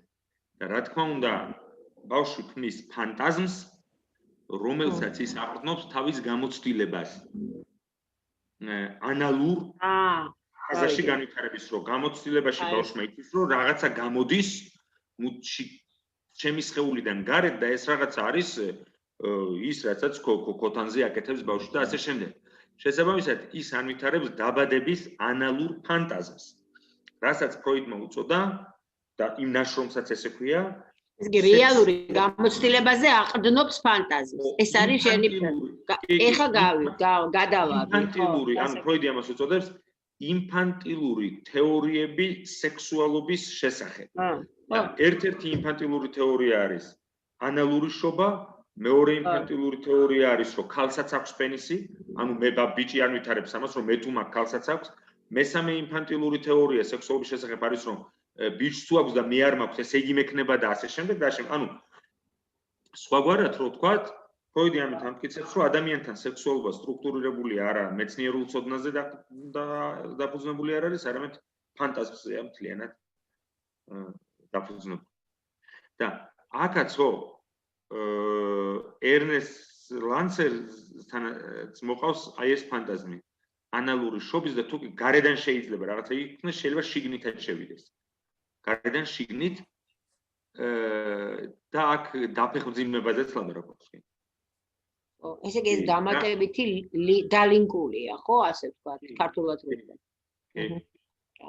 მე არის მეორე ძიძა ლინა რომელსაც უსვამს ესე იგი დღეს საკითხულიც თუ აღარ მახსოვს და კარგად არის საქმე. ეს ლინა არის თვითონ აქტიურობს, ის ბებერიც არ არის, თლათ უარგვარზე, მაგრამ ეს თლათ ხელს მასშტაბი. კი. და მე ვერ გავიგე მამამის გაყვაცოლად რას ნიშნავს ეს, რომელსაც ვერ გავიგე კარგად. აი ეს გოგონა ახალი. ხო. მამამისის სული ხდებაო, ეს წეს სხვაჯერ გადავა. არა. მართლა? ხო, რა ვიცი, რაღაც გამოგვიყვება. ინგლისურ ვარიანტში უბრალოდ თხოვდება, მალევე გათხოვდა. ხო, აქაც უბრალოდ თხოვდებაო. მე ვარიანტი საწერია. ხო, она выходит, конечно, она выходит, заивоца. Его, მარა его ვინ არის, არ ვიცი, ალბათ ეს. ხო, ეს რაღაც უცნაურია და საერთოდ არ ვითარდება ესა, ხო? არა, არსად არ წერია იმ ბიოგრაფიულ მონაკვეთებში რაც წავიკითხე, არც იქეცე. ხო, არის. აი, თავიდან რო იწყება, მალევეა. ანუ, კასტრაციის გამოცდილება სად აქვს? ლანსერს რომ ეს ხო, მისი ძმა არის მასზე 18 თვით, წლინახევრით ლამის უფრო მეტი უმცროსი. მისი ძმა სამზარეულოში, ესე იგი, მზარეული ქალი, როგორც ჩანს, შეძლებული ბურჟუაზიული ოჯახიდან არის, იმიტომ რომ ძიძები ყავთ მზარეულები და ასე შემდეგ. მზარეული ქალი, კიდევ ერთი უცნობი ქალი, ახალგაზრდა, თავად ლინა და მისი ძმა არიან ერთად. და ლინა ამბობს, რომ ამ პატარასთანო ძმასთან კიდე შეიძლება ესეთი რაღაცეების კეთება, მაგრამ პოლი, ანუ იგულისხმება ლანცერი და ეს მას ესმის. მაგრამ პოლი ძალიან მოუქნელია ესეთი რამეებისთვისო და როგორ არის ნეტა რუსულში il passeja sur un côté ისო გვერდით ვერ ააცილებს. Поедет рядом, поедет рядом. И слишком неуклюжий, и у него наверняка ничего не выйдет. И у него на это თქვენ თარგმანში როგორ არის ლადო? Ესე იგი, смалышом это уже можно делать, но Пауля слишком неловок. Он, конечно же, пойдет рядом. А ну, аацилებს мизанს. Аацилებს, ხო. Აი ეს ესე. Мимо, наверное, ხო, მაშინ пойдет рядом. საშინელი თარგმანი არის. Miss, ანუ ააცილებს. ინგლისურადაც he would be sure to miss it ააცილებს. გამაზავსაც შეიძლება. კი, გამაზავს. ხო და აი რას შეესაქმე, რომ სექსუალური ტრავმების მთელი წყებაა ბავშვის ცხოვრებაში.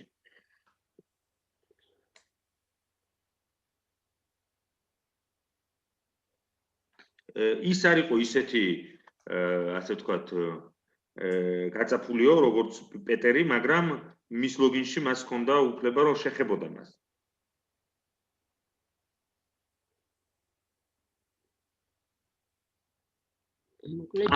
არა, როგორ არის? არა, 23 წლის ასაკში აი ეს ლინა დაფეხმძიმდება და მოგვიანებით გაყვება ცოლად თავისი ბავშვის მამას. და არა ერნესტონზე. ხო, იმიტომ რომ ეგრეა? კი. 6 წლის ასაკში ანუ ჯერ ეყოლა ბავშვი და მერე გაყვა იმ მამაკაც რომლისგანაც გაჩნდა ბავშვი. კი. და ხო, მართალია. ამბობს რომ 6 წლის ასაკიდან ვიტანჯებოდი ერექციით და იმდენად მაწუხებდა ეს, ანუ უკვე იმდენად იყო წარმოდგენილი ობსესიური კომპონენტი, ბრალი ზრუნვა და ყველაფერი, რომ დედას გაუზიარა, დედას შესჭივლა ამასთან დაკავშირებით. რა თქმა უნდა, აგრეთვე ქონდა ეს ობსესიური ძლიერი შფოთვა, რომ მშობლებმა იცოდნენ მისი სექსუალური ფიქრების შესახებ. რადგანაც მათ უზიარებდა თავის აზრებს. კი. და ეს იყო უკვე დასაწყისი ჩემი ავტყოფობის. კი. და უკვე მას ეშინოდა, რომ და ქონდა ძლიერი სურვილი ენახა ქალის შიშველის სხეული. რაც მიუთითებს სავარაუდოდ კასტრაციის კომპლექსის ძალიან ძიმე ისეთ ფორმაზე, რომ ნახოს რა არის იქ. და უკვე ფიქრები, რომ ცუდი რამ შეიძლება მოუვიდეს მშობლებს. და აქ უკვე ჩანს თუ რამდენად არის გადაჯაჭვული ობსესიურ ნევროტიკთან სექსუალობა და სურვილი მკვლელობის ფანტაზიებთან. შესაბამისად, დაღდასმული ბრალის გრძნობით.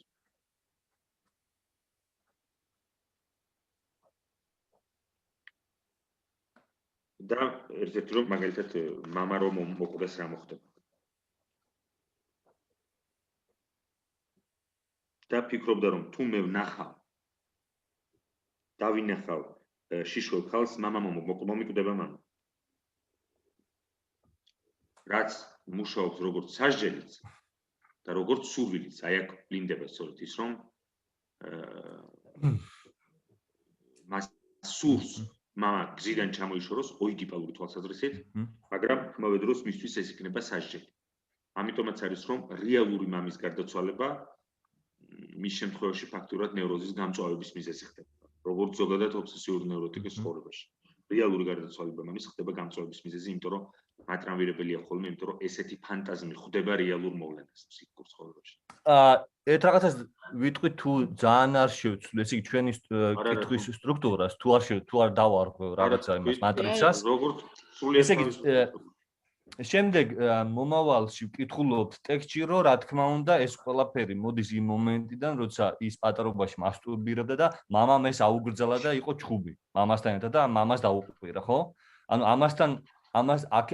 ამ ცოდნით, რადგანაც ჩვენ ეს უკვე ვიცით, რომ აქედან მოდის მისი ტრამვა, ანუ ეს გარემო, სადაც ეს ყალიბდებოდა ეს ბავშვი, ამ გარემოში მას არ ქონდა ისეთი სივრცე, სადაც თუნდაც ამ ინფანტილურ ანანიზმით აკავდებოდა და ასე შემდეგ და ესე იგი ეს მომავალში რასაც ავიკითხავთ, ეს უნდა გავითვალისწინოთ, მე მგონი უკვე, ეხლა რასაც ვკითხულობთ. კი, თუ არ ვწდები. დიახ, ფაქტურად ფროიდი რას ამბობს, რომ ის რასაც ეხლა ვკითხულობ დასაწყისში არის მიზეზები იმის, რასაც ვკითხულობთ მე. კი. კი. და უბრალოდ ამის თქვა მინდოდა, რომ მე ჩემთვის ვფიქრობდი ამას, მე გაგიზიარეთ, მეთქი აი ერთ წუთში გაითიშება ზუმი და ისევ ჩავერთოთ. კეთილი. ანუ ფაქტურად ლაპარაკია სასჯელზე, სასჯელის შიშზე.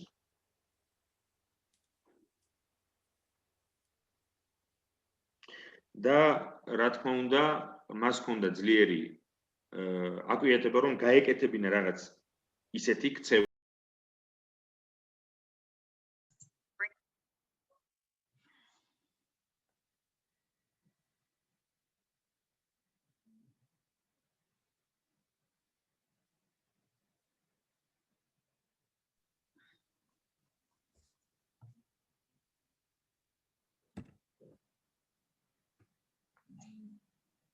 ეს მეორეთ მოსვლა, მესამეთ მოსვლა არის, ხო? სამჯერ გაგვეთიშა.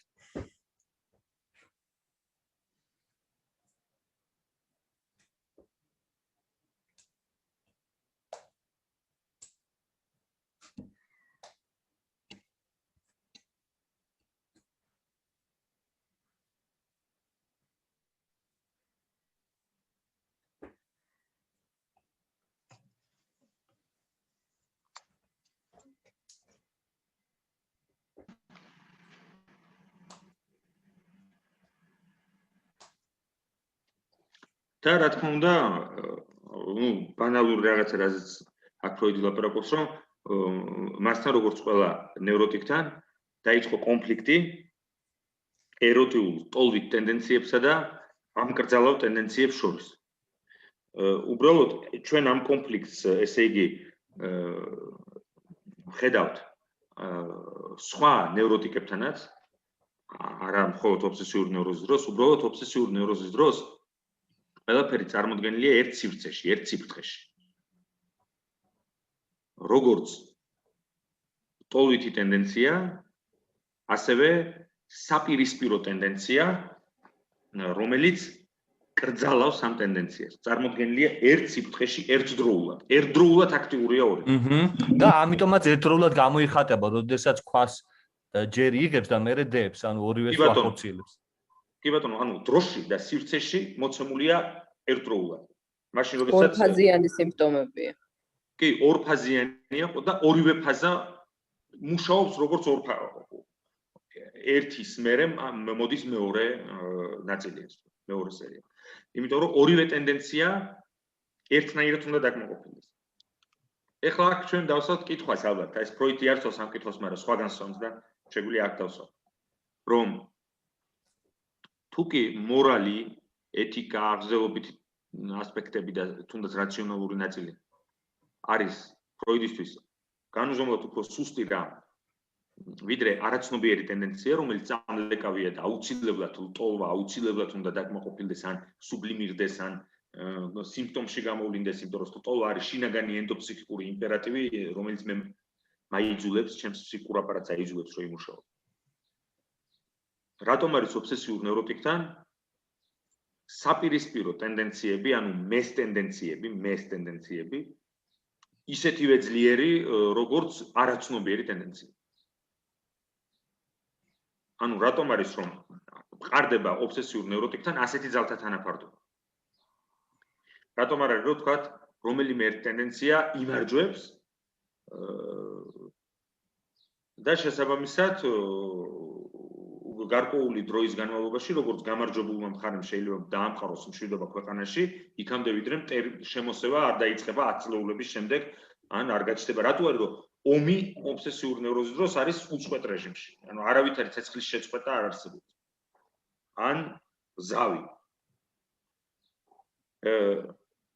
ისტერიულ ეგრე არ არის. როგორ? ჰისტრიონიკთან ეგრე არ არის. არ არის ეს.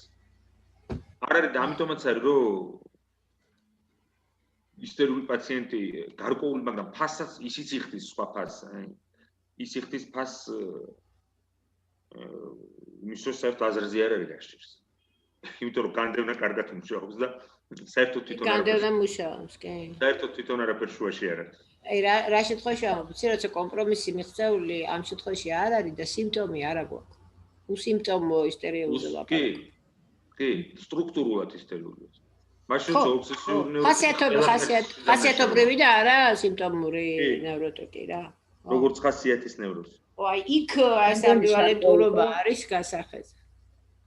მე მგონი შარკო იყო ვინც ეძახდა ისტერიულ პაციენტებს ფრანგულად არის belle indifférence, ანუ რაღაცა შვენიერი ინდიფერენტულობა ისტერიული პაციენტებისა, როცა რაღაც სიმპტომი აქვს, მაგრამ წარმოდგენა არ აქვს, საერთოდ ხდება. კი. და ნამდვილად ეს ინდიფერენტულობა გამოწვეულია განდევნის კარგი მუშაობით. განსაკუთრებით ინდიფერენტულობა სექსუალური შინაარსის სისტემების მიმართ. სექსუალობის მიმართ, belle indifférence. მაშინ როცა ობსესიური ნევროტიკი აჭრილია თვალსაზრისით. ამაზე თვითმფრიელი რა თქმა უნდა. აი ეხა გამახსენდა პაციენტები, რომლებსაც მაგალითად აი ფოთვითი აშლილობებით და რაც პანიკური შეტევებით რომ მოდიან, ხოლმე ხშირად აქვს ესეთი სიმპტომი, რომ მეშინი არ გადაახვდე, მეშინია თავი არ მოვიკლო, როდესაც აბსოლუტურად არ აქვს იდეაში ეს სუიციდური ფანტაზმები. ესეც ალბათ რაღაც ობსესიური მექანიზმია რა? მთლიანად. მეტროში რო არიან მაგალითად ძალიან ხშირად. ზოგს აქ არ ჩავაგდო სხვა. მაგრამ როგორც კი მაზოხისტური კომპონენტი დაემატება, სადისტურ კომპონენტი, ანუ სადიზმი როგორც კი შემოტრიალდება, რეტურნემან როცა ხდება, ანუ დატრიალდება, იმ წუთშივე არ გადავხვდე მესიძახი. მაგრამ ნახერაში საქმე არასდროს ეს არ ცდება ფანტაზმის ფარგლებს. ანუ როგორ გითხრა, ობსესიური ნევროტიკი ეხსნება ორი უფსკრული, რომელშიც არასდროს არც იქით ვარდება და არც აქეთ, მაგრამ ეს უფსკრულები არსებობს იმის გამო არის, რომ უნდა გაიაროს ბეწვის ხიდზე. აქეთა უფსკრული ეს არის პარანოია და მე მქონია კლინიკური შემთხვევები, როდესაც ერთი შემთხვევა განსაკუთრებით მახსენდება, როდესაც მე ისევე როგორც ჩემი სუპერვიზორი და ასე შემდეგ 4 წელია ვმუშაობ პაციენტთან და წყალი არ გაუვა, რომ ის არის ნამდვილი ობსესიური ნევროტიკი და არავითარ შემთხვევაში არ არის ახლოს ფსიქოსთან, ოდნავ განავითარა პარანოიული კომპონენტი პერსეკუციის ოღონდ მოსაწევის ქვეშ. მაგრამ მაინც უნდა ითქვას, რომ პერსეკუტორული აზრებიდან იმდენად გამხეცებული იყო იმ პერიოდში მისი სუპერეგო ზემე, იმდენად ძლიერი იყო ბრალი წრუჟობა, რომ უბრალოდ პროექციას მიმართა როგორც საშველს. მაშინ როცა პარანოიის დროს ფსიქოტიკი სულ პროექციაში ცხოვრობს, ფაქტიურად ბრმა არის საკუთარი შინაგანი რეალობის. და ეს იყო ორი სეანსის განმავლობაში გაგრძელდა. ამ ორი ვერსიანს გულის მაღალი ცემით ცეკვდა. ამ შემთხვევაში ხა გამახსენდა უცბად ჩაგერთვებით. აი ეს მეფელირი ანუ არის ფაქტურად სიმბოლო ამ ფსიქოტიკურად სტრუქტურებული სუბიექტის. ანუ მეფელირი თან ამ ისტორიაში ესე იგი ეს ტრაგედია ემართება ისე რომ ვერ ხვდება და ანუ ეს კავშირი აქვს, როგორ ფიქრობთ? მე აი მეფელირი არ დამიკითხავ სწორედ, მაგრამ თქვენ თუ 1-2 სიტყვით გვეტყვით რას გულისხმობთ? ხო, ნუ აი ფაქტურად ესე იგი სადაც ყავს ქალიშვილები და არასწორ ფსონს დროდებს ამ ქალიშვილებს, ანუ ფაქტურად ვერ ხვდება რა მანიპულაციაში ახდენენ ის ქალიშვილები და ეს უმცროსი ქალიშვილი, რომელიც სიმართლეს ეუნება იმას, ესე იგი უარყოფს და მე რაღაც ტრაგედია ემართება და თუ არ ვწდები თუ მახსოვს, კარგად ესე იგი ბრმავდება. ანუ ეხლა რო თქვი რომ ეს ბრმა არისო ფსიქოტიკიო, ანუ მაგასთან დავაკავშირე. ჩვენც გვაქვს ეს. აი რაღაც საკითხული არ მაქვს. იქნება ისაც საკითხული აქვს იმან გამოთქვას მე არ მაქვს საკითხული. ნუ ახლა საკითხული კი გვაქვს, მაგრამ ეს არის რთულია უცებ მიაბა რა, ეხლა ლირის ფსიქოტიპი და ვთქვათ ეს გააკეთო, მაგრამ ამ შემთხვევაში თუ თავში პირველი რაც მომდის ფანტაზია ეგ არის რომ მეფე ლირი სწორედ ისე იქცევა რომ თითქოს არ ისმეს და ლოგიკურად არ ჩადის ღრმად და თავს ისჯის ბოლოს. რისთვის არ ვიცი. თუ ფროიდი გაარჩევდა ამას, შეიძლება თავის დასჯის არაცნობიერი ტენდენცია ქონდა, ხო? იმიტომ რომ მოსიყვარულე ქალიშვილს კორდელია, ხო? თუ არ ვცდები კორდელიას არ ემაშება და აგდებს არ მიცემს არაფერს, იმიტომ რომ ისინი მლიქნელები არიან პირველი ორი. სუფთა ის არის რა, მის სიუჟეტია ზღაპრის და მითოლოგიის ზღაპრის სიუჟეტიც არის ეს ხდება ეს სიუჟეტი. როგორ უყვარს მამა შვილებს, უნდა დაუმტკიცო. ზღაპარია ერთ-ერთი ეგეთი, რომ სამი შვილიდან ერთმა უთხრა როგორც ავამავალი მზე, როგორც ჰაერი, როგორც საჭმელი და მესამე უთხრა როგორც მარილიო. და გაბრაზდა ეს მეფე და გააძევა ეს რამირას ნიშნავს მარილიო და მე რამდენიმე ხნის შემდეგ ეს გოგო ხდება. ბაკა მარილი არ მახსენდება უფრო. არა, ეს არ არის. არა, ლირს არ გეუბნები. ზღაპარს ყვები.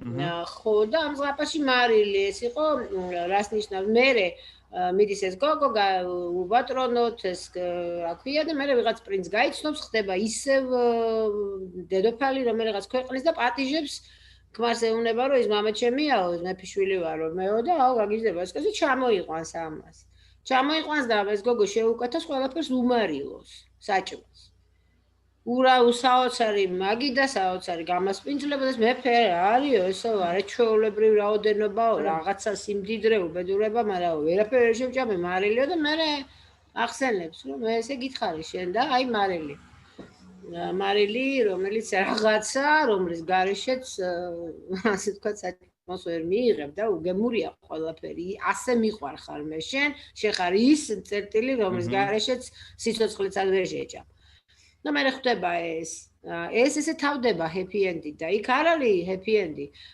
ლირში არ არის ხო ლირი ყველასგან მიტოვებული ეს თარგმანია ეგეთი ხო ეგეთ ბოლო მაჩაბელია ხო და ესა მარი ხო და ნუ მოკლედ აი ესე რომ თავის დაიჯის რაღაცა თითქოს გაუგებარი მლიქნელობას იღებს და ჭეშმარიტს რასაც ეუნებიან ოღონ სიმართლეს და ნუანსურად აღწერენ იმას არ იღებს და იღებს იმას რაც ყველაზე კარგად ჟღერს რომ შენ ჩემი დღის სინათლე ხარ და მოვკვდები შენ გამო და რაღაც ზედაპირს იღებს და სიღრმეს არ იღებს სიღრმეს რო აეღო გადარჩებოდა მართალი ხარ თქო გეთანხმებით რომ რა თქმა უნდა ყველა ესეთი დიდი ასე ვთქვათ გიროი ხო ლიტერატურული გიროი შეიძლება ამასთან არის შეიძლება განვიხილოთ როგორც ეს ასევე რა ვიცი მე დოსტოევსკი რომელიც გინდათ ხო რამდენი არის გარჩეული ფროიდის მიერ კი ბატონო არ სამიფიქრე ახლა ლირზე მაგრამ მადლობა ხო შეიძლება რისთვის ისჯის თავს ხო იმიტომ რომ არ უღრმავდება რა რაღაც ექსტრავერტულია უფრო ახლა კაცია მაგრამ არ ეკუთვნის სოვალების მაგრამ ინტროვერტი ვერ არის და ვერ ჩადის სიღრმეში, რასაც ეუბნება იუნგის ენაზე რო გითხრათ, მე იუნგიანელი ვარ თვითონ. იუნგის ენაზე რო გითხრათ, ანიმის არ ესმის, საკუთარი ქალური საწყისის არ ესმის ჰარმონიაში ვერ არის. და იღუპება ამის გამო, იღუპება როგორ, ხო, რა, ტრაგიკული. ტიპი არის ტრაგიკული. ობსესიური ტიპი, გიგა ტრაგიზმია, ტრაგიკული რა. აბა რა არის პრინციპი? ტრაგიკომიკულია. იმიტომ რომ მოусმენ რასაც აკეთებენ მთელი დღე, შეუძლებელია თვითონაც ეცინება და ეცინება, მაგრამ განჯვა ბიჭო. განჯვა სოციალური პაციენტი, რომელმაც ძალიან ბევრი მე ისეთ უძღვებოდი ამ შემთხვევას და ნუ მან უბრალოდ სიცილით აი რომ რასაც ქვია ის ქონდა რა. იმიტომ რომ იყო ერთი რიტუალი, რომელსაც როგორ არის რაღაც ძირი რიტუალები და არის დამატებითი პატარ-პატარა რიტუალები, ან პატარ-პატარა აი ხელის დაკაკუნება, თავზე ხელის. ეს პატარ-პატარა რაღაცებია, რომლის არ განხორციელებაც არ განიცდება როგორც ძალიან ავის მომასწავლებელი. მაგრამ არის რაღაც ცენტრალური რიტუალი, როგორც მაგალითად ჩვეულებრივი ნევროტიკის შემთხვევაში სიზმარი, რომელიც სულ მეორდება, ცენტრალური სიზმარი და არის პატარ-პატარა სიზმრები გარშემო და არის ერთი მოტივი. აი ეს რიტუალიც არის ცენტრალური და ნუ როგორც წესი უფრო მნიშვნელოვანი ვიდრე პაწაწუნები. ის პაწაწუნები დაქვემდებარებულები არიან, ასე ვთქვათ, ჩამოკიდებულები არიან ამ დიდს.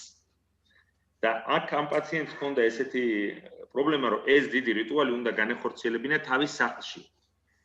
პირველ საათამდე. წინააღმდეგ შემთხვევაში, ეხლა ეს გულისხმობდა იმას, რომ 5 ჯერ, ანუ წარმოიდგინეთ ვიწრო კორიდორი, რომელიც მის ოთახში შედის, ორი კედლით, აქეთ-იქით. უნდა ამხტარიყო და ხელები და ფეხები ერთდროულად 5 ჯერ მიერტყა. გესმის? და თუ კი ამ რიტუალს ვერ განახორციელებდა, ეს შენი პაციენტი გიგა? იგი ჩემი. გავაკეთ. ლაკანმა იცი რა თქვა, რომ ობსესი ყველა ნევროზი შეიცვლება თანამედროვეობის და მოიტანს სრულიად განსხვავებულ კლინიკას ობსესიური ნევროზი დარჩება როგორც ფსიქოანალიზის ასე ვთქვათ შეიძლება ეს სპაიდერმენის ის ქონდა აღებული კომპლექსი რაღაც სპაიდერმენიდან არის მაინც მთავარი ყო იმიტომ ობსესიურ ნევროტიკთან ისევე როგორც პრიმიტივთან ვთქვათ არაცნობიერში როგორ მუშაობს შეხება ძალიან მნიშვნელოვანია და შეხებაც არის კოდიფიცირებული ესე იგი არაქაოტური გარკვეულ ჩარჩოსა და რიტუალს დაქვემდებარება. რიტუალი კონსერვატიული ბუნების არის. ეს იქნება რელიგიური რიტუალი, წარმართული ხალხური თუ ობსესიური, ის როგორც რიტუალს თქვენ ვერ აღასრულებთ ფეხბურთის სტადიონზე ან კაფეში, ისე როგორც ჩემი პაციენტი ვერ აღასრულებდა იმ რიტუალს ნებისმიერ ადგილზე, უნდა ყოფილიყო რიტუალის განხორციელებული ადგილი. და რა თქმა უნდა ყოველთვის პირველ საათამდე სახლში არ არის ადამიანი, ან შეიძლება ვერ დარჩა იმ დღეს სახლში თუ რაღაც მოხდა, ისე რომ ეს რიტუალი, მაგრამ სამაგეროდ მას ჰქონდა დროებითი რიტუალი. ანუ რას ნიშნავს დროებითი რიტუალი მის შემთხვევაში, რომ თუ მე ვერ ვახორციელებ ამ რიტუალს პირველ საათამდე, მე უნდა განვახორციელო ეს რიტუალი და ეს მე უფლებას მომცემს გადავავადო იმ ძირითადი რიტუალის განხორციელება, ანუ უფლებას მომცემს. წინააღმდეგ შემთხვევაში რა ხდება, ანუ ეს ძალიან მნიშვნელოვანია, რომ თუ მე ვერ ვახორციელებ ამ რიტუალს, მეწყება კატასტროფული შფოთვა, იმიტომ რომ ის რისი ტამპონაჟი, ანუ ის რასაც რიტუალი, ანუ ობსესიური სიმპტომი, რისგანაც ზოგავს ნევროტიკს შფოთვა, ჩათვალეთ, რომ თუ ვერ ჩვენ ერთხელ პარიზში იყო ესეთი კლინიკური შემთხვევის პრეზენტაცია, ალენვანი ყოველ მეორე ოთხშაბათს აკეთებდა კლინიკურ შემთხვევას და მოიყვანეს ფსიქიატრიულში. ძალიან ხშირად ობსესიური ნევროტიკი არის ერთადერთი ნევროტიკი, რომელიც ფსიქიატრიულ საავადმყოფოში ხდება. საგიჟეთში ნევროტიკი ძალიან ნიშნავს, რომ ობსესიური ნევროტიკი არის მაგის კანდიდატი, რომელიც ხდება მაშინ, როდესაც ან ანვითარებს, ამიტომ თქვი მეორე უფსკრული მელანქოლია, ერთი პარანოია, მეორე მელანქოლია, არც იქით ვარდება, ბოლომდე არც აკეთ, მაგრამ ობსესიურ ნევროტიკმა შეიძლება განვითაროს ძიმე დეპრესია, იმიტომ რომ ძალიან სერიოზული პრესინგი მიდის შიდა ფსიქიკური მის მეზე და ბრალის გრძნობა საბოლოოში დეპრესიას იწვევს. და მეორე, ხო, და ეს პაციენტი რომ მოიყვანეს ახალგაზრდა 21 წლის გოგონა იყო, რომელიც იყო ჩვეულებრივი ობსესიური ნევროტიკი, რომელიც იბანდა აკვიატებული თავის დაბანის აქტი, ამ თმებს. ну ამას თავისი მნიშვნელობა ჰქონდა და ამ შემდეგ და საათნახევრიანი იყო ეს კლინიკური პრეზენტაცია და სხვა შორის ძალიან საინტერესოა ფსიქოანალიტიკოს და ფსიქიატრის მიყავს ეს კლინიკური პრეზენტაცია და არც მათ და არც დამსწრებმა არ იციან კლინიკა თვითონ ფსიქიატრიული კლინიკა რომელ პაციენტს შემოუშვებს რომელს მოელაპარაკებთ ამიტომ არ არის თავიდან სტრუქტურა და ამ შემთხვევაში ობსესიური ნევროტიკი მოხდა და ამ გოგონამ ესე იგი იყო წვეულებაზე დიდხანს გაგრძელდა გადავადება ამ რიტუალის შესრულების და როგორც ჩანს ჩემი პაციენტივით მოხერხებული ვერ აღმოჩნდა იმის ფსიქიკა რომ დროებითი რიტუალი შეემუშავებინა მთავარის განხორციელებამდე რომ გადავადების უფლებას აძლევს და განავითარა კატასტროფულად ძლიერი შფოთვა. იმდენად მასიური შფოთვა რომ ძიმემ შფოთვითი აშლობით მოხდა ფსიქიატრიულ საავადმყოფოში შფოთვითი აშლობით ძალიან იშვიათად ხდება ადამიანები ხო? მაგრამ არავითარი ბოდვა, არავითარი ფსიქოტური რამ. უბრალოდ ძლიერი და ამ შემთხვევაში ჩემს პაციენტსაც ეს ჰქონდა.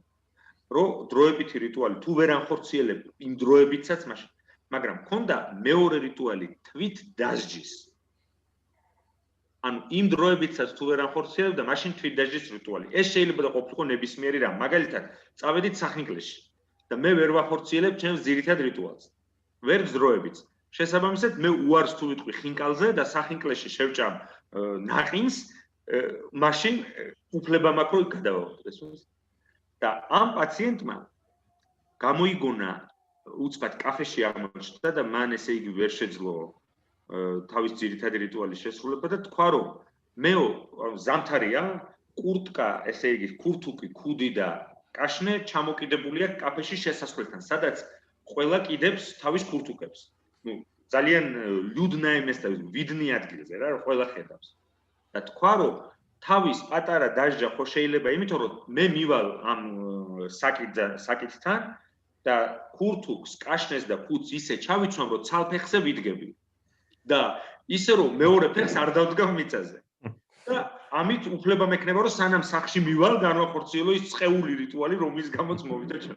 აი ძალიან არქეტიპული რიტუალია მინდა გითხრათ. ცალფეხზე დგომა. გასაგები ძირი აქვს. აქ რა იყო რელიგიურ თვალსაზრისით. არ ხო მაგრამ მისი მიზანი რა იყო რომ თვით დასჯის რიტუალს რატო ეძახდა ეს იმას რომ ძნელია ცალფეხზე რა ქვია დაივარცხნოთ მები და რაღაც ხო ცალფეხზე აი სიმონ მესვეტე თუ გაგიგიათ ეგრე სიმონ მესვეტე რა თქმა უნდა ისიც მაგით ხო იმას აქვს მაგარი ფილმი გადაღებული ბუნუელს ლუის ბუნუელს მოკლემეტრაჟიანი ფილმია ქვია სიმეონ სტოლბნიკ აუ რა ფილმია ნუ გენიალურია ქალის სახით ეშბაკი აბა ქალის სახით რომ აუ მაგრამ ბუნუელს მაგარი ფინალი აქვს ამ სიმონ მესვეტეს თვითფრინავში რო ჩასვლა ბოლოს გახსოვთ და რაღაც იმას რო უბერავენ რაღაცა როკენროლს это танец радиоактивной плоти მაგარი საგიჟე გიჟი ფინალი აქვს და თვითონ მთელი ფილმი მოკლემეტრაჟიანი 40 წუთიანი გარე ჩვეულებრივია კი ძველი ფირი ძველი ფერებით ახლა დამიდგა ხვირწინი გრო დგას ეს მეტყობია რომ გაუქანებს და ვაშლს რო ესწრის თავში ძალიან კომიკური მომენტია ლიჯებს პირდაპირ შუბში მოკინამ ჩამოიღებს მაგარია და მე არ ვიცი მაგრამ პატარა ვიყავი რა მაშინ უნივერსიტეტში როგორ მაშინ რა რელიგიის კათედრაზე მომიწია რამდენიმე ხანი მუშაობა ძალიან საინტერესო იყო და ერთ-ერთმა დიაკვანი რომ მღვდელი იყო ერთით მოვიდა და ეს მოგვიყვა თვით დაიჯა ორი ფეხით იდგა ამ სვეტზე სიმონ მესვეტე ხო და რატო გამოეცხადა და მე რომ გადადგას უნდა ფეხი რომ წამოდიო ეუნება და ესა რა ქვია ვერ გადგა ეტლი მოვიდა საჰაერო ეტლი სატანა მოდის და აცტუნებს რა და რო უნდა გადადგას ფეხი ამ დროს ჩაიცინებს ეს და მიხვდება რომ შეეშალა და დაბრუნდება სვეტზე და თავი დაისაჯა რაღაცისთვის იმიტომ იდგა რო ღმერთს უღალატა და მე უარესი დაიჯა გამოიგონაო და სუბაბრო რა ხნა თქო ცალფეხზეო რო თქვა პატარა ვიყავი კი ამ გამომაგდეს იქიდან აი ეს ბუნუელის იდეა რა ესეთი ტანჯვა აი ახლა ტანჯვამდე მივედით ხო აუცილებლად საპირისპირო მას იწევს და რაც დაემართა ბუნუელს მე ვერ გადავიღებდი მან გადაიღო რა ანეკდოტად აი ხარხარი იმის საპირისპირო იმისი რომ რამდენი პაციენტი მოდის და რამდენი ვიცინე ტრაგედია სულში ხარხარებს სიზმარში ხარხარებს სხვათა შორის გუშინ დამესიზმრა სიზმარი, რომელიც მახსოვდა და დამოიწყე, სიზმარში ხდება რაღაცა და ხარხარებ და ძილშიც ხარხარებ და ხარხარით გამეღვიძა და ვთქვი, რომ რაკაი მეთქი კარგახანია ესეთი იუმორისტული და თვითონ სიზმარში რაც დამესიზმრა, ის სასაცილო იყო ობიექტურად, რა და აღარ მახსოვს. ბაჟოს ერთხელ კომპენსირება საოცარი ხო? ანალიზზე მიდიხარ წვები დივანზე და გეცინება უბრალოდ რა და მე მქონია რომ აი ბევრი მიცინია და რაზე არ ვიცი თვითონ სიტუაციის კომიკურობაზეც რომ საერთოდ რა საკეთებ იქ და ჩემანტიკოს მითხრა რომ საინტერესოა როგორც სწორედ განდევნა არის არაცნობიერზე მეტყვა რაღაცა ირაციონალურს ეხება ანუ რაზე გეცინებ ჩვენთან პანაშვიძე ფოტოშოპი ხო აი ტექსტი ხო გვიწერია ეს პანაშვიძე რომ მიდიხარ და რო გინდა ხეკონდოლიეთ უთხრა და ხე ფელისიტიერც რო ეთქვა მაგალითად ხო შეგიძლია ობსესიური რაღაცა ამაზე ხო გეცინება კი ნუ ძალიან ბევრს უთქვამს ეს ყველაზე განდევნილი რაც გაქვს ხო ტენდენცია რომ განდევნო შენი სიცილი იმიტომ რომ არ შეიძლება კონვენციულად არ შეიძლება სულიერი კანონითაც რომ მიცვალებული როა იცინო აი ამას აი ეს არის რა ისეთი რა არის კიდე ბაკა უბრალოდ ობსესიურ ნევროტიკთან არის დამანგრეველი მოთხოვნილება კრეხელობის.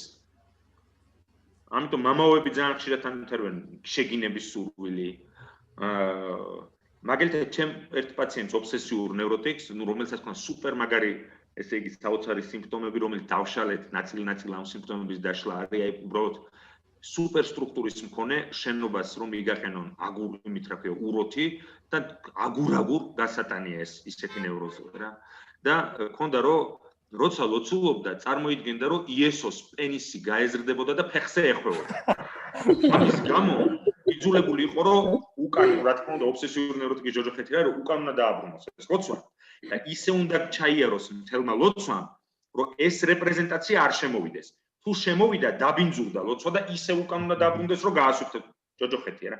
ამ პაციენტის შემთხვევაში კედელზე 5 ჯერ თავის მირთმით თავდებოდა, თუ ვერ შეძლებდა ისე გაევლო ლოცვა, რომ ძიმე რაღაცა, უმძიმეს ფორმაა, ასე ვთქვათ, ფეროიდი ერთ-ერთ ნაშრომში და აქაც და სხვაგანაც ტუბერკულიოზს ადარებს, ნუ რომელი გინდა, ტუბერკულიოზი თუ ობსესიური ნევროტიკი, ერთი სიმძიმისა.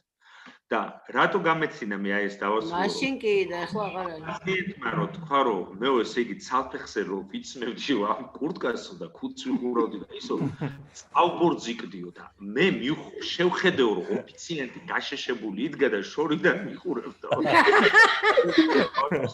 ახლა რატო წვალობ და აი ეგეთი რაღაცები ჭირსა და გამეცინე. აუ სიცილი აუწყო თვითონაც და მეც, იმიტომ რომ შეუძლებელი იყო და ნუ გასაგებია მეთქი მაგრამ ჩვენ გვეცინება, მაგრამ მე მესვი რომ ამის უკან სერიოზული ამბები დგას რა.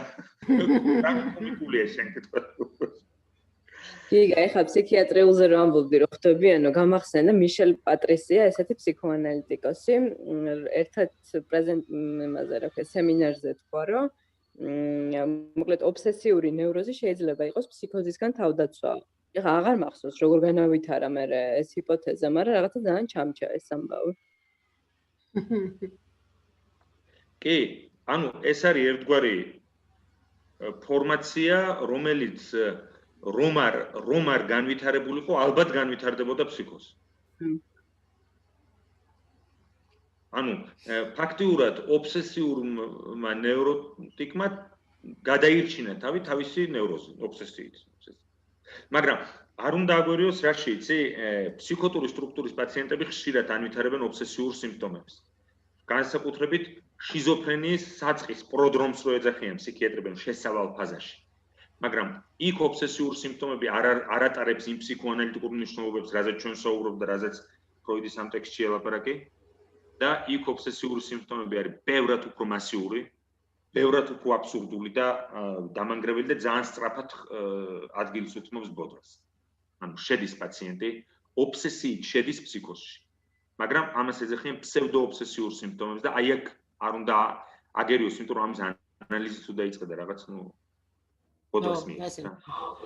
ანუ გეგონება რომ ობსესიურ ნევროტიკი მოვიდა შენთან და უცბად ужасია ეს. მე მქონია ესეთი შემთხვევები. თავის სიზმრებით, რიტუალებით ყველაფრით და ესეთი შემთხვევა მქონდა და ვა ეს არის რა აღმოჩენა უნდა იმას, რომ ანალიზში არ შეხვედა. პაციენტმა მითხრა დედაო თათას მეძახდა ბავშვს 3 წლამდე. გასაგებია, სულ ყველაფერი მე გისაბრიელთან რო წარვადგინე ეს შემთხვევა, დამჭირდა მისი დარწმუნება, რომ ეს პაციენტი იყო ფსიქოტიკი. ფაქტიურად, იმიტომ რომ იმდენად ნევროტული იყო ყველაფერი, მაგრამ ერთ რამეში შევეჭვდით მეც და ისიც, მაგრამ სამწუხაროდ მაშინ მე მასთან არ მქონდა სუპერვიზია, რომ ამ პაციენტს ძალიან სწრაფად ანალიზი ისე სწრაფად დაიწყო და ისე სწრაფად მიდიოდა, რომ ჩვენს რო ფსიქოანალიზი გრძელდება წლების განმავლობაში. და გულში ვფიქრობდი, რომ ყველა პაციენტი რო ესე ახდენდეს ინვესტირებას სამუშაოსი, ამდენი ასოციაცია, ამდენი სიზმარი, ამდენი გაცნობიერება, ამდენი სიმპტომების მოხსნა, ამდენი ოიდიპოს კომპლექსი, ესე ხელის გულზე, მამისადმი ინცესტუალური დამოკიდებულებები, ყველაფერი, ოღონდ და მიდის წინ ეს ყველაფერი რა. და აჭედავს მე. და ბოლოს მოხდა ისე, რომ პაციენტმა დამირეკა და მითხრა, რომ როგორც დედამისი ეძახდა და ელაპარაკებოდა ბავშვს, როგორც ის ტექსტი მთლიანად მითხრა ტელეფონში, მოკლედ ჩვეულებრივი ბოდვა იყო ჩართული. იმიტომ რომ როგორც კი წავა ძალიან ესეთ პაციენტთან ძალიან ჩქარა თერაპია, უნდა გააჩერო. ყველა ეს რეპრეზენტაცია და საქმე რაშია, რომ მე მას დაუნიშნე კვირაში 3-ჯერ სეანსი. ზუსტად იმიტომ, რომ წარმატებით დაგვირგვინებული იყო ეს პროცესი და სინამდვილეში ვირაჟი აიღო სულ სხვაგან. და საკმაოდ ის არის ეს გამოცდილება, ესეთი გამოცდილება ანალიზი. საკმაოდ, იმიტომ რომ ამ დროს არ იცი მე თვითონ ბრალი ძრნობაც გაქავა. მე რას ვაკეთებდი, მე ძირითადად უსმენდი ამ პაციენტს, მაგრამ მე უნდა შემეზღუდა სეანსების დრო, სეანსების რაოდენობა, 1000 რამ, რომ ცოდნოდა რომ მას კონკრეტ ფსიქოტური სტრუქტურა. ინტერპრეტაცია, იცი რატო? დროზე ადრე ჩამოუშალე დაცვები, ეგ დაცვებიც არ ეხო. კი. ის დაცვები, რომლებიც იყო ფსევდონევროტული დაცვები, გარეგნული ნევროტული შინაგანი ემსახურება, ხო? ყველანაირი ფსიქიკური დაზიანებაში დიდი წილი დაცვა არის. იგივე მეორე შემთხვევა, კაცი მგელი სწორედ ეხება უფრო მეტად მოსაზღვრე და ორდინალურ თეთრ ფსიქოზას, ჩვენ ვიცით, რომ ეს კაცი მგელი არ იყო ნევროტიკი საკუთრებაში. ხო და აქ ამ ეტაპზე ფროიდი ამბობს, რომ ყველაფერი მზად არის იმისთვის, რომ ჩვეულებრივი უკვე 6-7 წლის ასაკში ამ ერნესტს ჰქონდა ობსესიური ნევროზი. დღეს მომიყვანეს ობსესიური ნევროტიკი, ბავშვი, ერთი ობსესიური ნევროტიკი, ბავშვი მეორე, ორი ობსესიური ნევროტიკი. ერთ შემთხვევაში უფრო მეტყვიდის,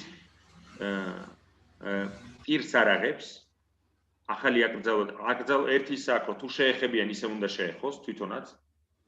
და მეორე აკრძალვა არის, რომ მაგრამ დღეს გაიშიფრა, დღეს ჩამოიშალა, ასე ვთქვათ, კედელი, ძალიან გახარებული ვიყავი, ეს 25 წუთში მოხდა და იმ წუთშივე დავამთავრე სეანსი და უთხარი, რომ ამაზე უფრო მნიშვნელოვანი აღარაფერი მოხდება დღეს და სახში გავუშვი.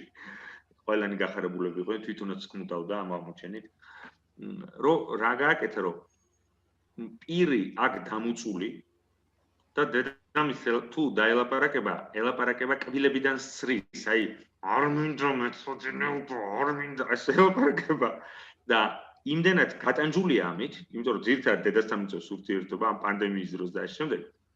და მით უმეტეს დედა აბსოლუტურად ნარცისტულად ჩამოშლილი, რომ ის ახლოს არ იკარებს. დედამისი რომ ტელევიზორს უყურებს, იმ ოთახიდან არ გადის. გარსულის და იქიდან გადის, მაგრამ საქმე რაშია? ღამე ეხვეწება რომ ჩაიხუტოს, აკოცოს, ამბივალენტურობა განავითარა, აკოცოს დედიკო ჩემო სიხა, დედა უყვარს ისე როგორც უყვარდა. მაგრამ იქ რაღაც მოხდა, არ წავალ ახლა დეტალებში, ძალიან საინტერესო შემთხვევა და ეხლა იმდენად არის გატანჯული ეს მინდო მეწოდინო მთელი დღე ეს ძნელია რომ ილაპარაკო რა და უარს ეუბნება ესე და შეშინებული იყო ბებია და ბებიაც მოყვა ნუ ბებია სულად არაისტერიული ბებია საქართველოში არსებობს ალბათ ყველა ქალი თუნდაც ყველაზე არაისტერიulis რაღაც ასაკში ისტერიზაციას განიცდის საქართველოში ალბათ ეს გარდუალი რაღაცა ფენომენია რა ნუ ბებია თუ მოყვება როგორც წესი გაჩნია რომელ ასაკში გახდები ბებია, ხო კი? ბებია მოყვება დედა და შვილი მოდის და უკან ბებია მოყვება, უნდა იცოდე რომ ეს დომინანტი სუბიექტია და ანალიზზე და ის იგი მოკიდა ძალიან და ბებიასა და ქალიშვილს შორის ურთიერთობა ყოველთვის უკვე ყველაფერი გასაგებია. ბებიამ თქვა რომ გვეშინია, იმიტომ რომ ცხოველივით არისო, სულ ესეა. როცა და ვერამეცა დედამისი ვერამეცა ირიაკ დამწული რატო, იმიტომ რომ ეშინია რომ დედამისის მშობლების კოცნა ნახა. ეს მის და დედამისის ნერწყვი არ მოხდეს პირში და ჰაერი არ შეუვიდეს პირში. და ამიტომ უნდა ძალიან მაგარი ვაფშე. მეორე არის უფრო საინტერესო შემთხვევა. ეს აღმოაჩინეს ნერწყვთან დაკავშირებით შენ აღმოაჩინე. კი, ეგ მოხდა, მაგრამ მაგას კიდევ ბევრი აღმოჩენები მოხდა და სულ არ გავყვი, მაგრამ ძალიან ახალი ის რო წაროადგინოს. ხო და იყო ის რა ქვია, დღეს ვიცი არ ვიცი, ვიცი კი ვიცი არ ვიცი. ანუ ეგ რას ნიშნავს რომ ახლა როცა რამეს მეკითხები, მე შენ პასუხს ვერ გაძლევ. აი მე მეკითხები, ხვალ კარგი ამინდი იქნება? თუ ის კი არა რომ ვიცოდე რომ კარგი ამინდი იქნება, ხო შეიძლება 1% ხომ მაინც არის შანსი რომ ცუდი ამინდი იყოს, ესე იგი სასჯელის მეშინია. ხო ამის გამო ჩემი სუპერ ყველაფერზე მაქვს ეს პოზიცია. აქ ფროიდი რაზე ლაპარაკობს, რომ ერნესტ ნანსერის პრობლემა რა არის? კონფლიქტი სიძულვილსა და სიყვარულს შორის, ანუ დესტრუქციულ და სექსუალურ ტენდენციებს შორის კონფლიქტი. შესაბამისად, მას უყვარს და არ უყვარს მამა. უყვარს და არ უყვარს თავის შეყვარებული. უყვარს, როდესაც სიმქვას გადადებს, არ უყვარს, როდესაც აბრუნებს მის გზაზე. შესაბამისად, მას არ შეუძლია თქვას უყვარს თუ არ უყვარს. любит не любит პონტია. ვიცი არ ვიცი და ამ ბავშვს რაც არ უნდა კითხონ, რა საკითხითაც არ უნდა მიმართონ. ვიცი არ ვიცი და ბოლოს ამთავრებს რაღაცით რა. რაღაც აკრიტიც თავს უყრის ამას. შეკრავს, მე ისევ გაიხსნება, ვიცი არ ვიცი და ბოლოს აი დახატა ეს, დამიხატა და დაწერა ესენი ეს ყველაფერი. ხო და რა შეესაქმე ერთის მხრივ ნებისმიერი ანალიტიკოსი ეგზნება ობსესიურ ნევროზს, იმიტომ რომ იცის რომ ამ სიმპტომების უკან ნამდვილად ნიშნულობები დგას, ანუ რაღაც ფსიქიკური კაუზალობა. მაგრამ მეორეს მხრივ იმდენად ვერაგია თვითონ და იმდენად ასე ვთქვათ გამყარებული ეს დაცვის მექანიზმები, რომ უბრალოდ ანალიტიკური სცენა ობსესიურ პაციენტთან ბრძოლის ველს ამსგავსებს. აქაც რას ეუბნება სიზმარში ესიზმრება ერნესტ ლანსერს, რომ ანა ფროიდის ქალიშვილს, რომელიც ფროიდი სახლში იღებდა პაციენტებს და ანა ფროიდს აქვს თვალების მაგივრად განავალის ბურთულები. და